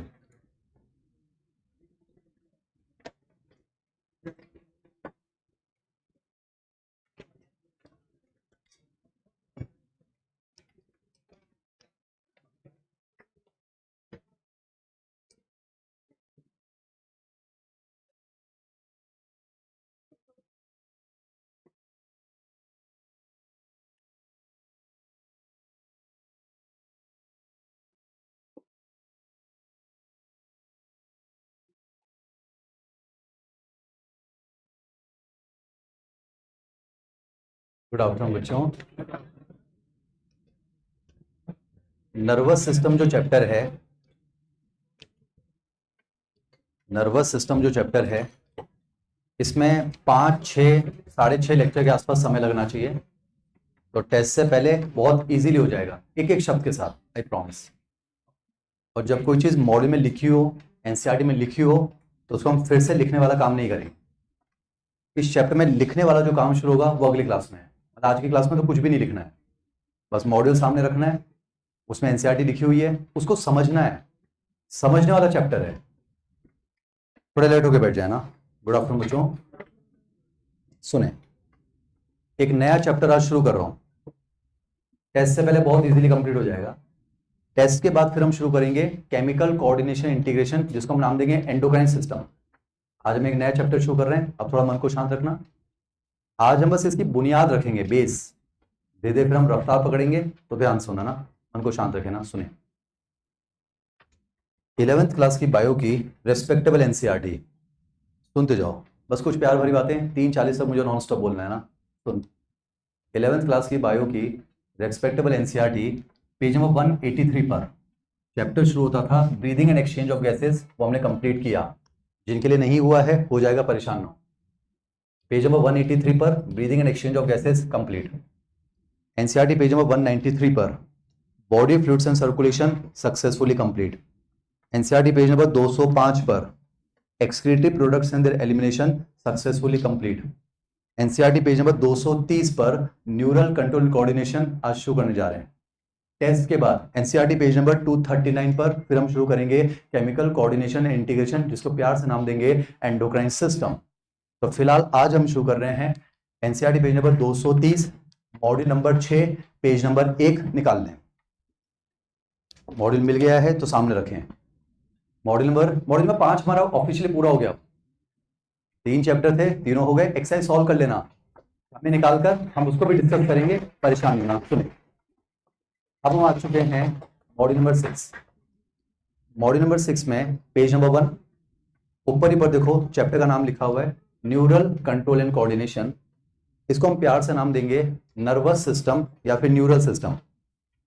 एनसीईआरटी नर्वस की जगह अधिकतर न्यूरल वर्ड यूज करती है, तो नर्वस सिस्टम कह दो या न्यूरल सिस्टम कह दो, एक ही बात है। अब सबसे पहले हेडिंग लिखा हुआ है इंट्रोडक्शन। वहां पर 4-5 बिंदु हैं, ये एज इट इज एनसीईआरटी के हैं। ये जो 4-5 बिंदु हैं ये एज इट इज एनसीईआरटी के हैं। फिर एक बक्सा है, उस बक्से में नर्वस सिस्टम और एंडोक्राइन सिस्टम के बीच में कुछ डिफरेंसेस हैं। फिर नीचे हेडिंग लिखा हुआ है न्यूरल सिस्टम। तो पहले पेज पे जो लिखा हुआ है आइए उसको मिलकर समझने की कोशिश करते हैं। गुड आफ्टरनून बच्चों, अलर्ट होकर बैठ जाएं, बढ़िया टॉपिक है। आज बस कुछ बेसिक बातें, अगली क्लास में चैप्टर धमाके के साथ शुरुआत करेंगे ना। सुने पर सुन लें, आगे समझाता हूँ। सुने, नया चैप्टर शुरू कर रहे हैं, फिर से वहीं से शुरुआत करता हूँ जहां से हर चैप्टर की शुरुआत करता हूँ, बायोलॉजी। ध्यान सुना ना, एनसीईआरटी का पहला पैराग्राफ समझा रहा हूँ मैं आपको, उसमें आधा घंटा लग जाएगा, सुन तो सही। बायोलॉजी, लॉजी का मतलब टू स्टडी, बायो का मतलब लाइफ। रफ्तार बहुत धीमे है, एक एक को 100 में आना चाहिए। मैं फिर कह रहा हूँ सारे बच्चे सेलेक्ट होने चाहिए। हम स्टाफ रूम में यही चर्चा करते रहते हैं कि सिलेक्शन परसेंटेज हमारा 100% होना चाहिए। हम उस पर काम करने की कुछ सोच रहे हैं। ऐसा थोड़ा कि इतने में इतने सेलेक्ट करवा दिए, ऐसे हम सोचते ही नहीं है। जब हम स्टाफ रूम में बात भी करते हैं ना तो ये नहीं सोचते कि यार 2000 में से 500 सेलेक्ट हो जाए, नहीं, हमारा डिस्कशन ये चलता है 2000 में से 2000 सेलेक्ट हो जाए। इतिहास लिखने की कोशिश कर रहे हैं, एक एक बच्चा सेलेक्ट होना चाहिए, उसके लिए डिसिप्लिन लगेगा, मेहनत करते रहें। थोड़ा अलर्ट होकर बैठ जा। सुन, शुरुआत करता हूँ बायोलॉजी से। Study of life is known as biology. जीवन का अध्ययन कहलाता है जीव विज्ञान। अब अगर आप जिंदा रहना चाहते हो, जिंदा तो रहना पड़ेगा, जिंदा रहेंगे तभी तो बायोलॉजी है, बायोलॉजी है तभी तो एमजे सर की क्लास है। सुन, अगर आपको जिंदा रहना है तो उसके लिए जरूरी है बॉडी के सभी सेल्स को जिंदा रहना है। Cell is the basic unit of life. और किसी भी सेल को जिंदा रहने के लिए एनर्जी, एनर्जी के लिए मेटाबॉलिज्म, और मेटाबॉलिज्म बॉडी में इफेक्टिव तब होगा जब बॉडी में क्या होगा, homeostasis. What is homeostasis? Maintenance of steady state, यानी बॉडी का जो इंटरनल एनवायरनमेंट है वो कांस्टेंट होना चाहिए। मैंने एक्सक्रीटरी सिस्टम में भी यहीं से कहने की शुरुआत की थी। मैं हर चैप्टर की शुरुआत यहीं से कर रहा हूँ ना, बायोलॉजी पढ़ा रहा हूँ, सुन तो सही। इंट्रोडक्शन ही बहुत खूबसूरत है। सुन, जीवन का अध्ययन कहलाता है जीव विज्ञान, बायोलॉजी। जिंदा रहना है तो सेल को जिंदा रहना है, सेल को जिंदा रहने के लिए एनर्जी, एनर्जी के लिए मेटाबॉलिज्म, और मेटाबॉलिज्म के लिए बॉडी का इंटरनल एनवायरनमेंट कांस्टेंट होना चाहिए, यानी कि होम्योस्टेसिस होना चाहिए। पर एनसीईआरटी क्या कहती है, अगर आप चाहते हो कि बॉडी का इंटरनल एनवायरनमेंट कांस्टेंट रहे तो उसके लिए जरूरी है हमारे बॉडी के सभी ऑर्गन या फिर ऑर्गन सिस्टम कोऑर्डिनेशन में काम करें। मैंने आपके सामने एक और वर्ड इंट्रोड्यूस किया, वो है कोऑर्डिनेशन। तो शुरुआत की 2 लाइनें आप पढ़ लो, आपको 2 शब्द मिल जाएंगे कहीं ना कहीं, कोऑर्डिनेशन भी और होम्योस्टेसिस भी। अब मुझे आपको कोऑर्डिनेशन समझाना है। सुनना सुनना, बस सोना नहीं बेटा ना, जान लगा रहे हैं, सुन तो सही। हम चाहते हैं, मैं चाहता हूं तुम सारे सेलेक्ट हो जाओ, और ये चमत्कार हो सकता है अगर हम जिद पाल लेंगे ना तो हो जाएगा। वैसे तुम्हें पता है नहीं होगा, सच्चाई है ये। कोशिश तो कर सकते हैं ना यार, कोशिश करने में क्या जा रहा है? कोई एक आध नंबर से रह गया तो वो एक अलग चीज है, कोशिश तो कर लेंगे ना। हमारा डिस्कशन ये होता है कि 100 के 100% कैसे सेलेक्ट हो जाए, करियर बिल का एक एक बच्चा कैसे सेलेक्ट हो जाए, उस पर काम करनी है। तो पेपर बढ़िया ही बनाएंगे, टेस्ट में हो ना हो रूम पर सबसे सॉल्व होना चाहिए पेपर। अगर आपने रूम पे भी सॉल्व कर लिया मतलब आपको चैप्टर 100 में आ गया है। तो सुनना, हम चाहते हैं हमारी बॉडी के सभी ऑर्गन या फिर ऑर्गन सिस्टम कोऑर्डिनेशन में काम करें ताकि हम क्या मेंटेन कर सकें, होम्योस्टेसिस। अब होम्योस्टेसिस 100 में आ गया, कोऑर्डिनेशन समझ। वैसे आम भाषा में कोऑर्डिनेशन शब्द का क्या मतलब होता है, तालमेल के साथ काम करना, तालमेल, लेफ्ट राइट लेफ्ट, कोऑर्डिनेशन, ये होता है कोऑर्डिनेशन। और एग्जाम में ये परिभाषा थोड़ा ना आएगी, एग्जाम में तो वो आएगी जो एनसीईआरटी में लिखी हुई है। और एनसीईआरटी में कोऑर्डिनेशन की क्या परिभाषा है वहां चेक कर, वहां चेक कर, तीसरे बिंदु में लिखा हुआ है, मैं अल्फाबेट से चेंज नहीं करता, लिखा हुआ है coordination is the process through which 2 or more organs interact and complement the functions of one another, full stop. अब इस परिभाषा में 2 शब्द हैं पूरे हिंदुस्तान में हम जैसे समझा रहे हैं, इंटरेक्ट और कॉम्प्लीमेंट। नजरें सामने रख। आम भाषा में कोऑर्डिनेशन का मतलब है मिलजुल कर काम करना, तालमेल के साथ काम करना। पर एनसीईआरटी ने क्या लिखा है, coordination is the process through which 2 or more organs interact and complement the functions of one another. तो इस परिभाषा में 2 शब्द है बेटा, इंटरेक्ट और कॉम्प्लीमेंट। यानी समझो, कोऑर्डिनेशन का मतलब है, कोऑर्डिनेशन वो प्रोसेस है जब हमारे शरीर के 2 या 2 से ज्यादा ऑर्गन या फिर ऑर्गन सिस्टम आपस में इंटरेक्ट करें, आपस में मुलाकात करें, एक दूसरे को कॉम्प्लीमेंट करें, या कॉम्प्लीमेंट का मतलब तारीफ नहीं है, या कॉम्प्लीमेंट का मतलब है सहायता करें, एक दूसरे की कमी को पूरा करें। 720 की तैयारी मैं फिर कह रहा हूं, दिमाग में 716 भी मत रखा कर। वैसे तो 716 भी नहीं सोचता, मुझे मालूम है। तो बस ये सोचता है कि जैसे तैसे गवर्नमेंट सीट मिल जाए। हम ये थोड़ा सोच रहे हैं, हम 720 के लिए पढ़ा रहे हैं। तो दो शब्द समझा रहा हूँ, एनसीईआरटी पढ़ा रहा हूँ ना, इंटरेक्ट और कॉम्प्लीमेंट। सुन, एनसीईआरटी कहती है ना, कोऑर्डिनेशन वो प्रोसेस है जिसके द्वारा हमारे शरीर के दो या दो से ज्यादा ऑर्गन या फिर ऑर्गन सिस्टम आपस में इंटरेक्ट करें, मुलाकात करें, एक दूसरे को कॉम्प्लीमेंट करें, एक दूसरे की कमी को पूरा करें। यानी मुलाकात करेंगे, कॉम्प्लीमेंट करेंगे, तब हम कहेंगे कि कोऑर्डिनेशन है। और जब कोऑर्डिनेशन होगा तो होम्योस्टेसिस होगा, होम्योस्टेसिस होगा तो मेटाबॉलिज्म होगा, मेटाबॉलिज्म होगा तो जीवन होगा। अब इसी कोऑर्डिनेशन को एनसीईआरटी एक एग्जांपल से समझाती है। एनसीईआरटी के पैराग्राफ में लिखा हुआ है, एनसीईआरटी ने फिजिकल एक्सरसाइज का एग्जांपल लिया है। थोड़ा सा मॉडिफाई करते हैं, थोड़ा सा मॉडिफाई करते हैं। कल को मान ले, पता नहीं तुझे किस बात पर एमजे सर पर गुस्सा आ गया, आ सकता है, नादान है, खुद की नाकामी हम किसी और पर गुस्सा करके दिखाते हैं। उम्र ऐसी है ना, कल को मान लो हो सकता है तुझे एमजे सर पे गुस्सा आ जाए, पता नहीं क्या समझता है अपने आप को, काय का एमजे स्टार है, कितना खड़ूस है, हर दिन हमें ज्ञान बांटता रहता है, पता नहीं क्या समझता है। मां कसम, आज इसको मैं कुत्ते से कटवाऊंगा। कितना नादान है देख, शेर को कटवाने के लिए कुत्ते की प्लानिंग कर रहा है। मुझे पता था तुम्हें मिर्ची लगेगी, मैं अपनी तारीफ क्या कर लूं, तुमसे बर्दाश्त नहीं होता है। गलत बात है ये, समझने की कोशिश करना। मान लो लड़के ने सोच ही लिया, नादान है ना, चेहरे पे ये मुस्कुराहट रख, तेरी मुस्कुराहट के लिए हरकतें हो रही हैं, थोड़ा अलर्ट होकर बैठ जा। कह रहा हूं मकसद मां है, 100 में आ जाएगा। एनसीईआरटी का पैराग्राफ समझा रहा हूं। मान ले बच्चा नादान है, जो भी है उसने सोच लिया कि मां कसम इसको कुत्ते से कटवाएंगे, और तूने मेरे पीछे पुचकट्टा छोड़ दिया। पुचकट्टा लंबा सा कुत्ता होता है, एकदम नुकीला जबड़ा होता है, पतला दुबला होता है, खूंखार होता है, समझो पूंछ इसकी बहुत ही छोटी होती है। अब तूने मेरे पीछे पुचकट्टा छोड़ दिया, समझ एमजे सर शेर हैं, ये बात सिर्फ किताब में अच्छी लगती है। जब पीछे पुचकट्टा पड़ता है तो भागना पड़ता है। पुचकट्टा पड़ा है, अब मैं भाग रहा हूँ, भाग रहा हूँ, वो पुचकट्टा मेरे पीछे है, मैं भाग रहा हूँ। भागते भागते मेरे बॉडी के टिश्यूज क्या चिल्लाएंगे, हाइपोक्सिया, हाइपोक्सिया, ऑक्सीजन की कमी हो जाएगी ना।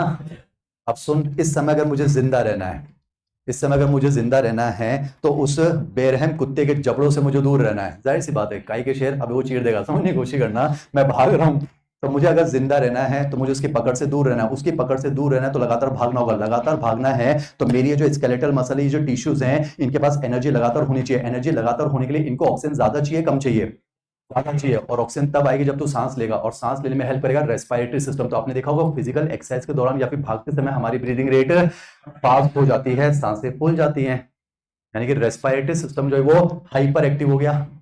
और समझना रेस्पिरेटरी सिस्टम करेगा क्या, समझो वो आपको तेज तेज सांस दिलवाएगा, तो ऑक्सीजन ज्यादा से ज्यादा कहां पहुंचेगी, आपके लंग्स यानी एल्वुलाई में। अब मुझे इस ऑक्सीजन को पहुंचाना है हमारी स्केलेटल मसल तक, टांगों के टिश्यूज तक। क्या लंग्स खुद लेकर जाएंगे? नहीं, कौन लेकर जाएगा? Blood. Blood is a part of circulatory system. तो आपने देखा, इस समय अगर मुझे जिंदा रहना है तो मुझे मेटाबॉलिज्म करना होगा, उसके लिए होम्योस्टेसिस होना चाहिए। तो आपने देखा रेस्पिरेटरी सिस्टम और सर्कुलेटरी सिस्टम आपस में मुलाकात कर रहे हैं। हाँ, मुलाकात कर रहे हैं, ये एल्वुलाई है, रेस्पिरेटरी सिस्टम, इधर ब्लड है, सर्कुलेटरी सिस्टम आपस में मुलाकात कर रहे हैं। गैसेस का एक्सचेंज हो रहा है, ऑक्सीजन जा रही है, CO2 आ रही है। जाग रहा ना बेटा, दोनों आपस में मुलाकात कर रहे हैं, इंटरेक्ट कर रहे हैं, एक दूसरे की कमी को पूरा कर रहे हैं, कॉम्प्लीमेंट कर रहे हैं। रेस्पिरेटरी सिस्टम ऑक्सीजन ला सकता है, पहुंचा नहीं सकता। सर्कुलेटरी सिस्टम पहुंचा सकता है, ला नहीं सकता। तो आपने देखा इस समय अगर मुझे जिंदा रहना है तो मुझे होम्योस्टेसिस करना होगा। होम्योस्टेसिस के लिए मेटाबॉलिज्म, यानी मैं आपको समझा रहा हूं, बॉडी के ऑर्गन सिस्टम को कोऑर्डिनेशन में काम करना होगा। तो आप देख तो रहे हो ना, रेस्पिरेटरी सिस्टम और सर्कुलेटरी सिस्टम आपस में इंटरेक्ट कर रहे हैं, मुलाकात कर रहे हैं, एक दूसरे को कॉम्प्लीमेंट कर रहे हैं, एक दूसरे की कमी को पूरा कर रहे हैं। और जब वो कोऑर्डिनेशन में काम करेंगे तो हम क्या मेंटेन कर सकते हैं? होम्योस्टेसिस। तो जाग रहा ना बेटा, मैं उम्मीद करता हूं तुझे कोऑर्डिनेशन की परिभाषा समझ में आई होगी। वापस से बोल रहा हूं, अगर हम चाहते हैं कि हमारी बॉडी के सभी ऑर्गन सिस्टम जो है वो कोऑर्डिनेशन में काम करें, ताकि हम क्या मेंटेन कर सकें? होम्योस्टेसिस। और कोऑर्डिनेशन का मतलब है उनको आपस में इंटरेक्ट करना होगा, एक दूसरे के साथ मुलाकात करनी होगी, एक दूसरे को कॉम्प्लीमेंट करना होगा। तो वापस से बोल रहा हूं, हम चाहते हैं हमारी बॉडी के सभी ऑर्गन, मैं चाहता हूं तू कोटा छोड़ के जल्द से जल्द चला जाए। अगर तू कोटा का नहीं है तो मेरे दिल की बात तो ये है, मेरे चाहने से थोड़ा हो रहा है, तो मेहनत कर। बीमार आदमी बढ़िया पढ़ा रहा है। हम चाहते हैं, एनसीईआरटी की शुरुआत की 2 लाइनें, हम चाहते हैं कि हमारी बॉडी के सभी ऑर्गन या फिर ऑर्गन सिस्टम कोऑर्डिनेशन में काम करे। कोऑर्डिनेशन समझ में आ गया? इंटरेक्ट करे, एक दूसरे को कॉम्प्लीमेंट करे। हम चाहते हैं हमारी बॉडी के सभी ऑर्गन या फिर ऑर्गन सिस्टम कोऑर्डिनेशन में काम करे, ताकि हम क्या मेंटेन कर सकें? होम्योस्टेसिस। अब ऐसा हम चाहते हैं, चाहने से थोड़ा सब कुछ होता है, मेहनत से होता है। मैं आपको समझा रहा हूँ, सुना, ऐसा हम चाहते हैं। जैसे मान लो ये शरीर आपका घर है, तो आपका घर भी तो आपका घर है। जैसे इस शरीर में बहुत सारे ऑर्गन्स रहा करते हैं, आपके घर में बहुत सारे लोग रहा करते हैं, पापा है, मम्मी है, नाना है, नानी है, दादा है, दादी है, चाचा है, चाची है, भैया है, भाभी है, समझ नहीं कुछ है, आपके घर में बहुत सारे लोग होते हैं। सेम टू सेम कंडीशन वहां भी अप्लाई होती है। अगर आप चाहते हो कि आपके घर का वातावरण कांस्टेंट रहे, अगर आप चाहते हो कि आपके घर के अंदर जो है होम्योस्टेसिस हो, शांति रहे, तो उसके लिए जरूरी है घर के सभी लोगों को कोऑर्डिनेशन में काम करना होगा, एक दूसरे के साथ मुलाकात करनी होगी। मुंह फुलाकर रहने से काम थोड़ा चलेगा। मैं टॉपिक तो समझाऊंगा, साथ में जीवन समझा दूंगा। अरे समझो ना, सेम कंसेप्ट वहां भी तो अप्लाई हो रहा है। अगर तू चाहता है तेरे घर का वातावरण कांस्टेंट रहे, होम्योस्टेसिस, तो घर के सभी लोगों को बेटा कोऑर्डिनेशन में काम करना होगा ना, आपस में एक दूसरे के साथ इंटरेक्ट करना होगा, मुलाकात, एक दूसरे को कॉम्प्लीमेंट करना होगा, एक दूसरे की कमी को पूरा करना होगा। जैसे मान लो मम्मी पैसा नहीं कमाती तो पिताजी को पैसा देना पड़ेगा, पिताजी खाना नहीं बनाते हैं तो मम्मी को खाना खिलाना पड़ेगा। अब सोच, अगर मान ली कोऑर्डिनेशन में काम ना करें, कल को मान ले ऐसा हो जाए, मान ले पापा जो है ऑफिस से थक कर आते हो, मम्मी से कहते हैं अजी सुनते हो बहुत जोर की भूख लगी, जल्दी से हमको खाना खिला दो, और मम्मी पापा से बड़े प्यार से कहते हैं गेट लॉस्ट, ये माँ कसम अपुन जो खाना बनाएगी पूरा का पूरा अपुन ही खाएगी, तेरे को सूंघने भी नहीं देगी। समझो, अनर्थ हो जाएगा, अनर्थ हो जाएगा। होम्योस्टेसिस थोड़ा रहेगा, महाभारत हो जाएगी। मकसद माँ है, मकसद है मुस्कुराहट के साथ तुझे याद हो जाए। सोच अगर ऐसा हो जाए तो फिर होम्योस्टेसिस नहीं रहेगा, जंग हो जाएगी। कल को मान ले मम्मी पापा से कहते हैं अजी सुनते हो आज वो शाम को ना गुप्ता जी के यहाँ पर ना मैरिज एनिवर्सरी का फंक्शन है, और हमारे पास कोई ढंग की साड़ी नहीं है, औरतों के जीवन की सबसे बड़ी विडंबना है, इनके पास कपड़े रखने की जगह नहीं होती है और कपड़े पहनने के लिए नहीं होते। तुम समझ रहे हो ना, एक तो इनके पास कपड़े इतने होते हैं कि रखने की जगह नहीं है, और जब पहनने की बारी होती है इनके पास कपड़े नहीं होते। मान लो मम्मी पापा से कहती है अजी सुनते हो शाम को गुप्ता जी के यहाँ पर फंक्शन है, कोई ढंग की साड़ी नहीं, प्लीज, हम कमाते तो है नहीं, तो आप हमको प्लीज 5,000 रुपए दे दो, हम नई साड़ी खरीद के लेंगे। और मान लो जो है पापा मम्मी से कह दें गेट लॉस्ट, माँ कसम अपुन जो पैसा कमाएगा पूरा का पूरा खुद पे उड़ाएगा, तुझे एक फूटी कौड़ी नहीं देगा। चुड़ैल समझ नहीं कुछ। मुझे बताओ, अगर ऐसा हो जाए, अगर ऐसा हो जाए तो घर का वातावरण कांस्टेंट नहीं रहेगा। तो सेम कंडीशन में अप्लाई होती है ना। अगर आप चाहते हो कि आपके घर का वातावरण कांस्टेंट है तो घर के सभी लोगों को मिलजुल कर रहना पड़ेगा, कोऑर्डिनेशन में रहना पड़ेगा, रहना पड़ेगा, पर कोई रहना चाहता नहीं है। बच्चा डिसिप्लिन रखना थोड़ा चाहता है, डिसिप्लिन रखवाना पड़ता है। बच्चा पढ़ना थोड़ा चाहता है, उसको पढ़ाना पड़ता है। बच्चा एम्स दिल्ली में जाना थोड़ी ना चाहता है, उसको एम्स दिल्ली में भेजना पड़ता है। इसे मेहनत कहते हैं। अरे आप चाहते हो कि आपके घर का वातावरण कांस्टेंट रहे, डिसिप्लिन तो बहुत जरूरी है ना। क्लास के बारे में ऐसे नहीं है, हम अलग हैं, पर क्लास के अंदर जो है हमें ऐसा रहना पड़ता है। समझो, आप चाहते हो आपके घर का वातावरण कांस्टेंट है तो उसके लिए जरूरी ना घर के सभी लोगों को कोऑर्डिनेशन में काम करना होगा, मिलजुल कर काम करना होगा, मिलजुल कर रहना पड़ेगा। पर कोई मिलजुल कर रहना चाहता थोड़ी ना, तो उनको मिलजुल कर रखना पड़ता है। घर के सभी लोगों को कंट्रोल करना पड़ता है, तो किसी ना किसी को तो जिम्मेदारी लेनी होगी। तो घर के सभी लोगों को कंट्रोल करने के लिए जिम्मेदारी दो लोग उठाते हैं, एक तो है पापा मेनली, और उनकी मदद करने के लिए कौन है, मम्मी। तो सिमिलरली हम चाहते हैं हमारी बॉडी के सभी ऑर्गन या फिर ऑर्गन सिस्टम कोऑर्डिनेशन में काम करें, ताकि हम क्या मेंटेन कर सके, होम्योस्टेसिस। पर उन सभी ऑर्गन या फिर ऑर्गन सिस्टम से कोऑर्डिनेशन में काम करवाने के लिए हमारे पास दो सिस्टम है, नर्वस सिस्टम पापा, और उनकी मदद करने के लिए एंडोक्राइन सिस्टम मम्मी। तो जाएगा ना बेटा, नर्वस सिस्टम और एंडोक्राइन सिस्टम जो ये बॉडी के सभी ऑर्गन सिस्टम्स को कंट्रोल करते हैं। पर वो अलग बात है, दोनों के काम करने का तरीका अलग अलग होता है। पापा के काम करने का तरीका अलग है, मम्मी के काम करने का तरीका बिल्कुल अलग है। तो हम पापा कैसे काम करते हैं, मम्मी कैसे काम करती है, नर्वस कैसे काम करता है, एंडोक्राइन कैसे काम करता है, आइए मैं आपको इनके बारे में डिफरेंसेस बताने की कोशिश करता हूं। पेज नंबर 1 चल रहा है, बीच में एक बक्सा है, बोर्ड पर थोड़ा लिखूंगा। उस बक्से में लिखा हुआ है डिफरेंस बिटवीन नर्वस सिस्टम और एंडोक्राइन सिस्टम। तो ये समझते हैं नर्वस कैसे काम करता है और एंडोक्राइन कैसे काम करता है। सामने पेश कर रहा हूं, नजरें सामने सुन। पहली बात तो जिस समय जिस ऑर्गन को या जिस सेल को कंट्रोल किया जाता है उसको टारगेट कहा जाता है। अब समझना नर्वस कैसे काम करता है, एंडोक्राइन कैसे काम करता है। फिर हम नर्वस शुरू करेंगे, एंडोक्राइन हम शुरू करेंगे टेस्ट के बाद। अरे जाग रहा ना बेटा, हम चाहते हैं हमारी बॉडी के सभी ऑर्गन या फिर ऑर्गन सिस्टम कोऑर्डिनेशन में काम करें, और उन सभी ऑर्गन सिस्टम से कोऑर्डिनेशन में काम करवाने के लिए हमारे पास दो सिस्टम है, नर्वस सिस्टम और एंडोक्राइन सिस्टम। आइए समझते हैं नर्वस सिस्टम कैसे काम करता है। समझना, ये तो आपको पता है, neuron is the structure and function of the nervous system. झूठ मत बोलना, तो न्यूरॉन जानता है, उसमें सेल बॉडी होता है, डेंड्राइट्स होता है, एक्सॉन। अरे बेसिक आइडिया नहीं सब, अगली क्लास में न्यूरॉन का स्ट्रक्चर पढ़ा दूंगा, पर इतना पता होना चाहिए। आपको पता है एक्सॉन जो होता है, ये longest part of the neuron है। जो एक्सोन होता है इसको नर्व फाइबर कहते हैं। अब समझना पापा कैसे काम करते हैं, यानी नर्वस सिस्टम कैसे काम करता है, सुनना समझना। नर्वस सिस्टम बनता है न्यूरॉन का, तो समझें। और आपको पता है neuron is the longest cell of the body, तो समझना एनसीईआरटी भी कहती है नर्वस सिस्टम को जिस टारगेट को कंट्रोल करना होता है ना, ये अपने न्यूरॉन की मदद से उसके साथ क्या बनाता है, पॉइंट टू पॉइंट कनेक्शन बनाता है। एनसीईआरटी की लाइन है the neural system provides an organized network of point to point connection. अरे पापा का तरीका ये होता है, पापा को जिसको भी कंट्रोल करना होता है वो अपने टारगेट के साथ जो है पॉइंट टू पॉइंट कनेक्शन बनाते हैं। अरे तू जाग रहा ना बेटा, अरे पापा का तरीका ये होता है, पापा को जिसको भी कंट्रोल करना होता है वो अपने टारगेट के साथ क्या बनाते हैं, पॉइंट टू पॉइंट कनेक्शन बनाते हैं, झन्नाटे के साथ काम करते हैं। यानी समझना नर्वस सिस्टम न्यूरॉन की मदद से पॉइंट टू पॉइंट कनेक्शन बनाता है। बस सिर्फ कनेक्शन बनाने से काम थोड़ा चलेगा, न्यूरॉन में क्या जनरेट होती है, नर्व इंपल्स यानी कि एक्शन पोटेंशियल अगली क्लास में जनरेट होगी। आज तो बस कुछ प्यार भरी बातें, फिलहाल मान के चलने की बस करंट है। यानी नर्वस सिस्टम को जिसको कंट्रोल करना होता है ना, वो अपने टारगेट के साथ क्या बनाता है, पॉइंट टू पॉइंट कनेक्शन, और न्यूरॉन की मदद से नर्व इंपल्स भेजकर यानी करंट भेजकर जो है उस टारगेट की एक्टिविटी को कंट्रोल करता है। तो वापस से बोल रहा हूं, पापा के काम करने का तरीका क्या है, नर्वस कैसे काम करता है, नर्वस अपने ऑर्गन के साथ जो है पॉइंट टू पॉइंट कनेक्शन बनाता है न्यूरॉन की मदद से और नर्व इंपल्स भेजकर काम करता है। आज जरा बात करते हैं मम्मी का तरीका क्या है, एंडोक्राइन सिस्टम। एंडोक्राइन सिस्टम जो है ना नॉर्मली अपने टारगेट के साथ पॉइंट टू पॉइंट कनेक्शन नहीं बनाता। रीजन क्योंकि एंडोक्राइन सिस्टम में आती है एंडोक्राइन ग्लैंड्स, और endocrine glands are ductless gland. अरे जाग रहा ना बेटा, बस कुछ बेसिक इंट्रोडक्शन चल रहा है तो आपको थोड़ा आइडिया होना चाहिए। एंडोक्राइन ग्लैंड्स जो होती हैं वो है डक्टलेस ग्लैंड। अब सोचो अगर डक्ट होती तो अपने टारगेट के साथ पॉइंट टू पॉइंट कनेक्शन बनाती, पर एंडोक्राइन सिस्टम में एंडोक्राइन ग्लैंड्स आती हैं और एंडोक्राइन ग्लैंड्स होती हैं डक्टलेस ग्लैंड। तो पहली बात तो एंडोक्राइन सिस्टम अपने टारगेट के साथ पॉइंट टू पॉइंट कनेक्शन नहीं बनाता। अब ये कंट्रोल कैसे करेगा, आपको बताइए। एंडोक्राइन ग्लैंड्स जो है हार्मोन नाम के केमिकल रिलीज करती है, कहां पर, ब्लड और लिम्फ में, और ब्लड और लिम्फ की मदद से वो जो हार्मोन्स हैं वो टारगेट सेल तक पहुंचते हैं और उसकी एक्टिविटी को कंट्रोल करते हैं। तो वापस से बोल रहा हूं, नर्वस सिस्टम जो है वो न्यूरॉन की मदद से पॉइंट टू पॉइंट कनेक्शन बना के जो है नर्व इंपल्स भेज का काम करता है, जबकि एंडोक्राइन सिस्टम जो है ब्लड और लिम्फ की मदद से हार्मोन नाम के केमिकल भेज कर जो है काम करता है। अब समझना नर्वस सिस्टम जो है बेटा ये फास्ट स्पीड सर्विस है। पापा के काम करने का तरीका ऐसा होता है, नर्वस सिस्टम जो है एक फास्ट स्पीड सर्विस है, मतलब इसकी तुलना में अगर देखें तो एंडोक्राइन सिस्टम थोड़ा सा स्लो काम करता है। स्लो होता नहीं है, नर्वस की तुलना में थोड़ा सा स्लो होता है। अब रीजन समझना, नर्वस सिस्टम बहुत ही फास्ट काम करता है। रीजन क्योंकि इसका जो मैसेज होता है वो एग्जैक्ट लोकेशन पर डिलीवर होता है। हाँ, पापा का मैसेज जो है वो एग्जैक्ट लोकेशन पर जाता है। मान लो कि दो भाई है, अब पापा को पता चल गया ये बदमाशी कर रहा है, तो पापा इसके साथ जो है पॉइंट टू पॉइंट कनेक्शन बनाएंगे और जो मैसेज वो सीधे एग्जैक्ट लोकेशन पर डिलीवर होगा। तो यहां पर जो है मामला बहुत ही फास्ट कंट्रोल होगा। अरे हमारा समझो, यानी नर्वस सिस्टम अपना मैसेज जो है वो एग्जैक्ट लोकेशन पर डिलीवर करता है क्योंकि पॉइंट टू पॉइंट कनेक्शन बनाता है। तो नर्वस सिस्टम एक फास्ट स्पीड सर्विस है, बिल्कुल इलेक्ट्रिसिटी की तरह काम करता है ये। अरे मान लो ये स्विच है और ये पंखा है, अरे स्विच जो है वो पंखे को कंट्रोल करता है और इनके बीच में पॉइंट टू पॉइंट कनेक्शन कौन बनाता है, वायर। तो समझो यहां पर जो वायर जुड़ा हुआ है ना, तो जैसे यहां बटन चालू करेगा करंट जाएगी और पंखा तुरंत घूम जाएगा। यानी कुल मिलाकर नर्वस सिस्टम अपने टारगेट के साथ पॉइंट टू पॉइंट कनेक्शन बनाता है, एग्जैक्ट लोकेशन पर मैसेज भेजता है, तो इसलिए थोड़ा सा ये फास्ट होता है। पर एंडोक्राइन की बात करूं तो उसकी तुलना में ये स्लो होता है। रीजन समझना, क्योंकि पहली बात तो ये एंडोक्राइन ग्लैंड्स डक्टलेस ग्लैंड है, ये अपने केमिकल हार्मोन कहां डालती हैं, ब्लड के अंदर।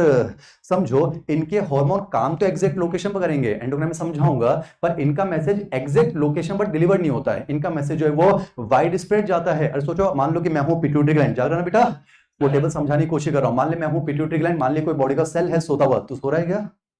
मान ले मैं हूं पिट्यूटरी ग्लैंड, परमानेंट सुला दूंगा। मान ले मैं हूं पिट्यूटरी ग्लैंड और मान ले बॉडी का कोई सेल है।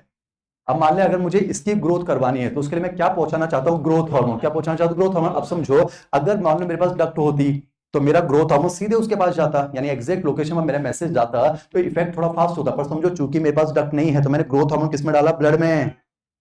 वो ग्रोथ हार्मोन काम तो वहीं करेगा पर मेरा जो ग्रोथ हार्मोन है वो वाइड स्प्रेड चल जाएगा ना। अरे क्योंकि मैंने ब्लड में डाल दिया और ब्लड एग्जैक्टली वहां लेकर पहुंचे, ये जरूरी नहीं है। अरे ब्लड तो सर्कुलेटरी सिस्टम है, वो तो ग्रोथ हार्मोन को लेकर पूरी बॉडी में फैल जाएगा। अरे समझो ब्लड जो है ग्रोथ हार्मोन को लेकर चला, लो चली मैं अपने देवर की बारात लेके, लो चली मैं, तुझे ग्रोथ हार्मोन चाहिए नहीं चाहिए, गेट लॉस्ट, लो चली मैं अपने देवर की बारात लेके, तुझे ग्रोथ हार्मोन चाहिए, ले ले। यानी आपने देखा ग्रोथ हार्मोन काम तो एग्जैक्ट लोकेशन पर करेगा पर मेरा मैसेज जो है वो एग्जैक्ट लोकेशन पर डिलीवर नहीं हुआ है, वो कहां चला गया है, वाइड स्प्रेड चला गया। तो पूरी लाइन सुन, नर्वस सिस्टम न्यूरॉन की मदद से पॉइंट टू पॉइंट कनेक्शन बना के नर्व इंपल्स भेज के क्विक कोऑर्डिनेशन करवाता है, whereas endocrine system provides chemical coordination through hormones. अरे जाग रहा ना बेटा, नर्वस सिस्टम कैसे काम करता है, एंडोक्राइन सिस्टम कैसे काम करता है, वो मैंने आपको समझाने की कोशिश की है। अब ध्यान सुनना, समझो।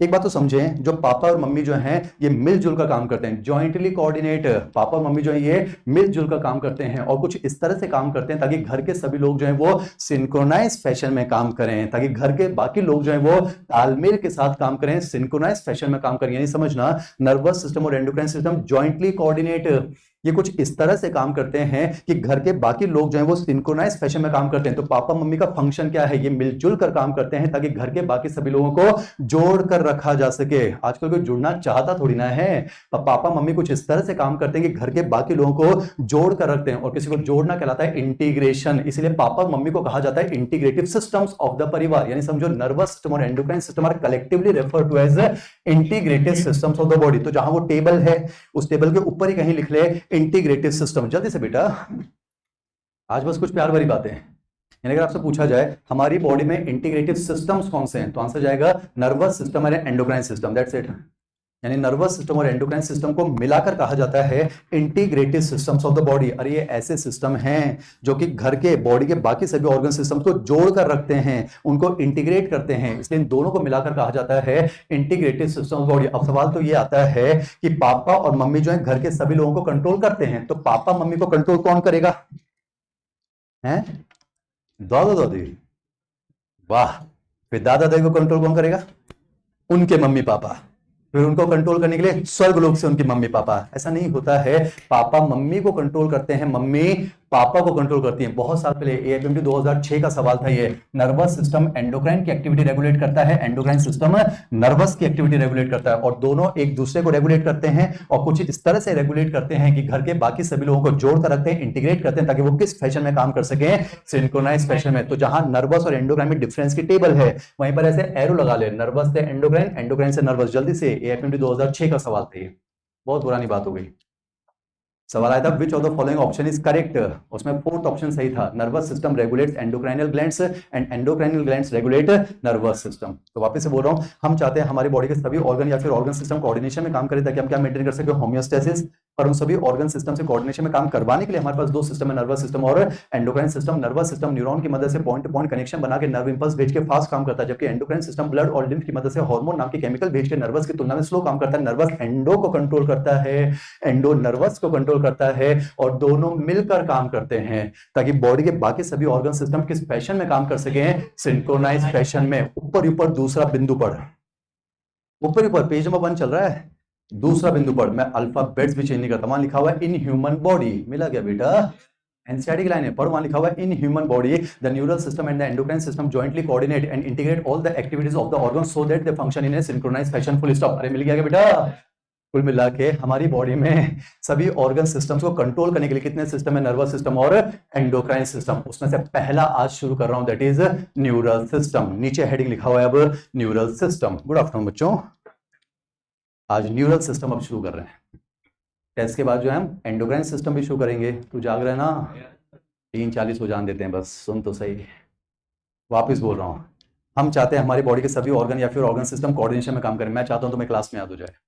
हम चाहते हैं हमारी बॉडी के सभी ऑर्गन या फिर ऑर्गन सिस्टम कोऑर्डिनेशन में काम करें, इंटरेक्ट करें, कॉम्प्लीमेंट करें, ताकि हम क्या मेंटेन कर सकें, होमियोस्टेसिस।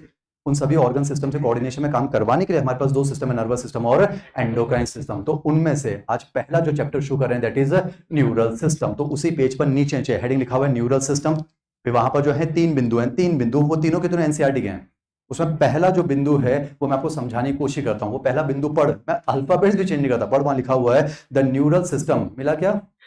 लिखा हुआ है the neural system of all animals is composed of highly specialized cells called neurons which can detect, receive and transmit different kinds of stimuli, full stop. अब नजर सामने, अरे लिखा हुआ है ना बेटा, अब सामने देख, सुन। चैप्टर शुरू करता हूं, न्यूरल सिस्टम। पढ़ने में आ रहा है क्या?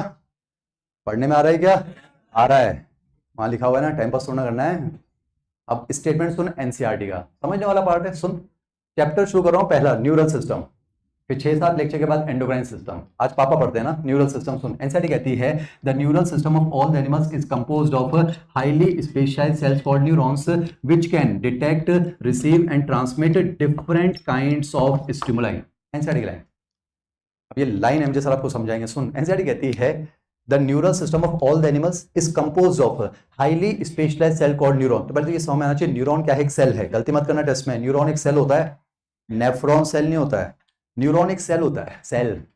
नेफ्रॉन सेल नहीं है, नेफ्रॉन तो बहुत सारे सेल से मिलकर बनी एपिथेलियम टिश्यू की एक ट्यूब होती है, तो न्यूरॉन एक सेल है। और तुझे ये पता होगा neuron is the longest cell of the body. पता है क्या बेटा, मेडिकल कॉलेज की बुक्स लिखती है कि एक न्यूरॉन जो है वो आपके हेड के बेस से लेकर आपके टो तक हो सकता है, यानी समझो एक न्यूरॉन एक सेल है, और वो आपके जो है हेड के बेस यानी यहां से लेकर आपके पैर के अंगूठे तक जितना लंबा हो सकता है, तो न्यूरॉन जो है वो longest cell of the body है। अब सुन एनसीईआरटी क्या कहती है, एनसीईआरटी कहती है द न्यूरल सिस्टम, लाइन समझा रहा हूं मैं, फिर रहा हूं 720 लाने हैं। एनसीईआरटी कहती है the neural system of all animals is composed of highly specialized cell called neuron. समझना, एनसीईआरटी कहती है किसी भी जानवर के पास अगर नर्वस सिस्टम है, हर जानवर के पास नर्वस सिस्टम जरूरी नहीं है, क्योंकि जानवर की शुरुआत होती है पोरीफेरा से, और पोरीफेरा के पास नर्वस सिस्टम नहीं होता है। नर्वस सिस्टम की शुरुआत होती है सिलेंट्रेटा से यानी कि हाइड्रा से। तो समझना, हर जानवर के पास नर्वस सिस्टम जरूरी नहीं है। तो एनसीईआरटी कहती है अगर किसी जानवर के पास नर्वस सिस्टम है, अगर है, तो उसके पास जो है एक हाईली स्पेशलाइज्ड सेल न्यूरॉन तो होगा, यानी नर्वस सिस्टम है तो न्यूरॉन तो होगा। जैसे हाइड्रा का जो है नर्वस सिस्टम बहुत ही सिंपल टाइप का होता है, पर नर्वस सिस्टम है तो उसके पास न्यूरॉन तो होगा। माना कि उसके न्यूरॉन भी बहुत सिंपल टाइप के होते हैं, ए पोलर यानी नॉन पोलर होते हैं, वो अगली क्लास में डिस्कस करेंगे। यानी समझो किसी भी जानवर के पास अगर नर्वस सिस्टम है तो उसके पास हाईली स्पेशलाइज्ड सेल न्यूरॉन तो होगा। पता है एनसीईआरटी क्या कहती है, न्यूरॉन कोई नॉर्मल सेल नहीं है, एनसीईआरटी लिखा है ना, ये एक हाईली स्पेशलाइज्ड सेल है, मतलब इसके पास नॉर्मल सेल्स की तुलना में कुछ स्पेशल प्रॉपर्टी होनी चाहिए। अब वो क्या स्पेशल प्रॉपर्टी होती है, सेंसिटिविटी, एक्साइटेबिलिटी एंड कंडक्टिविटी। मैंने 3 प्रॉपर्टी बोली, इनके जगह एनसीईआरटी ने कौन से वर्ड यूज किए हैं, डिटेक्ट, रिसीव एंड ट्रांसमिट। मैं आपको एक ही प्रॉपर्टी समझाता हूं, जैसे फॉर एग्जांपल समझना, मान ले मैंने यहाँ पर छुआ, आई लव क्यों छुआ, मान ले मैंने यहाँ पर छुआ, मुझे था मैंने यहाँ टच किया, इस बात का पता इसको चला है ब्रेन को, मैं ब्रेन निकाल दूंगा तो पता नहीं चलेगा, पर कमाल की बात है मैंने छुआ यहाँ पर, पता ब्रेन को चल गया, इसका मतलब कोई ना कोई तो है जो यहाँ से मैसेज ब्रेन तक लेकर गया। कौन लेकर गया, न्यूरॉन। अब कमाल की बात है इतना जोर से छूने की जरूरत थोड़ा है, अगर प्यार से छू लूं तो भी पता चल जाएगा आइला किसी ने छुआ है, अगर फूंक मार दूं तो भी पता चल जाएगा अरे हवा के झोंके ने छुआ है। तो आपने देखा हमारे जो न्यूरॉन हैं वो हल्के से हल्के स्टिमुलस को भी डिटेक्ट कर सकते हैं। तो जाग रहा ना बेटा, 720 की तैयारी चल रही है, अरे समझो इतने जोर से स्टिमुलस की जरूरत थोड़ा है, हमारे न्यूरॉन हल्के से हल्के स्टिमुलस को भी डिटेक्ट कर सकते हैं, यानी बहुत ही ज्यादा सेंसिटिव सेल होते हैं। यानी समझो एनसीईआरटी का वर्ड है डिटेक्ट, मेरा वर्ड है सेंसिटिविटी। ये समझ में आ रहा है। अब समझना अगला, समझो जैसे आप हमारे न्यूरॉन को स्टिमुलस देते हो ना, समझो तो वो स्टिमुलस मिलने पर जो है एक्साइट भी हो जाते हैं, स्टिमुलस मिलने पर एक्साइट हो जाते हैं, यानी कि एक्शन पोटेंशियल जनरेट करते हैं, यानी स्टिमुलस को अब क्या कर लिया उन्होंने, रिसीव कर लिया है। तो रिसीव का मतलब है एक्साइटेबिलिटी, और समझो सिर्फ एक्शन पोटेंशियल जनरेट होना करते हैं बेटा, ये उस एक्शन पोटेंशियल को एक जगह से दूसरी जगह ट्रांसमिट भी तो करते हैं, यानी कंडक्टिविटी। तो समझना अगर किसी जानवर के पास नर्वस सिस्टम है तो हाईली स्पेशलाइज्ड सेल न्यूरॉन तो होगा। हाईली स्पेशलाइज्ड का मतलब क्या है, 3 खास प्रॉपर्टी है, सेंसिटिविटी, एक्साइटेबिलिटी और कंडक्टिविटी। यानी समझो एनसीईआरटी ने सेंसिटिविटी की जगह लिखा डिटेक्ट, एक्साइटेबिलिटी की जगह रिसीव और कंडक्टिविटी की जगह ट्रांसमिट, पर पैराग्राफ कंप्लीट थोड़ा हुआ, आगे क्या लिखा हुआ है, different kinds of stimuli, not same kinds of stimuli. बाकी 6 तारीख को मुलाकात करेंगे। गुड आफ्टरनून बच्चों, शब्द ध्यान से पढ़ना, मजा आ जाएगा तुझे, मैं आपको समझाता हूं सुनना। आगे लिखा हुआ है डिफरेंट काइंड्स ऑफ स्टिमुलाई, इसका मतलब ये हुआ हमारे जो न्यूरॉन है ना बेटा, ये सेम नहीं, अलग अलग काइंड के जो स्टिमुलस होते हैं ना उनके साथ ये सारी चीजें कर सकते हैं। जैसे फॉर एग्जांपल समझा रहा हूं, जैसे मान लो नाक के न्यूरॉन है, एक लाइन समझाने के लिए 5 मिनट भौंक रहा हूं, सुन। जैसे नाक के न्यूरॉन है, ये स्मेल के सिग्नल को डिटेक्ट करते हैं, रिसीव करते हैं, ट्रांसमिट करते हैं। जैसे कान के जो न्यूरॉन होते हैं, अरे जाग रहा है बेटा, जो कान के जो न्यूरॉन होते हैं ये साउंड के सिग्नल को डिटेक्ट करते हैं, रिसीव करते हैं, ट्रांसमिट करते हैं। जैसे समझो हमारी टंग के जो न्यूरॉन ये टेस्ट के सिग्नल को डिटेक्ट करते हैं, रिसीव करते हैं, ट्रांसमिट करते हैं। जैसे समझो हमारी आंखों के न्यूरॉन जो ये लाइट के सिग्नल को, यानी आपने देखा हमारे जो न्यूरॉन है वो अलग अलग टाइप के स्टिमुलस को डिटेक्ट कर सकते हैं, रिसीव कर सकते हैं और ट्रांसमिट कर सकते हैं। तो वो पहली लाइन फिर से पढ़ ले, the neural system of all animals is composed of highly specialized cells called neurons which can detect, receive and transmit different kinds of stimuli. तो डिटेक्ट के नीचे लिख सेंसिटिविटी, रिसीव के नीचे लिख एक्साइटेबिलिटी और ट्रांसमिट के नीचे लिख कंडक्टिविटी। जल्दी से मेरे बच्चे, बस कुछ प्यार भरी बातें चल रही है, चैप्टर शुरू करेंगे अगली क्लास में।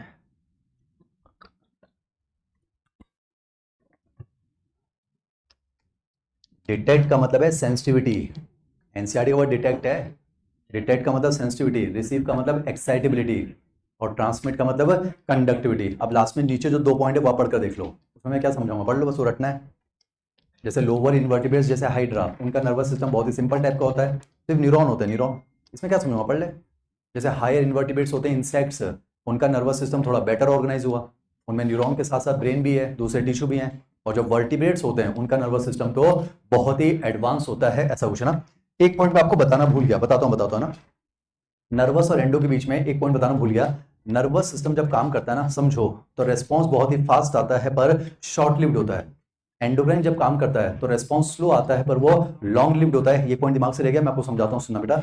नर्वस सिस्टम जब काम करता है ना तो रेस्पॉन्स बहुत ही फास्ट आता है। पहली बात तो जो लौट कर आता है उसे रेस्पॉन्स कहते हैं। अगर मान लो मैं आपसे कोई चीज कहूंगा तो वो है इनपुट।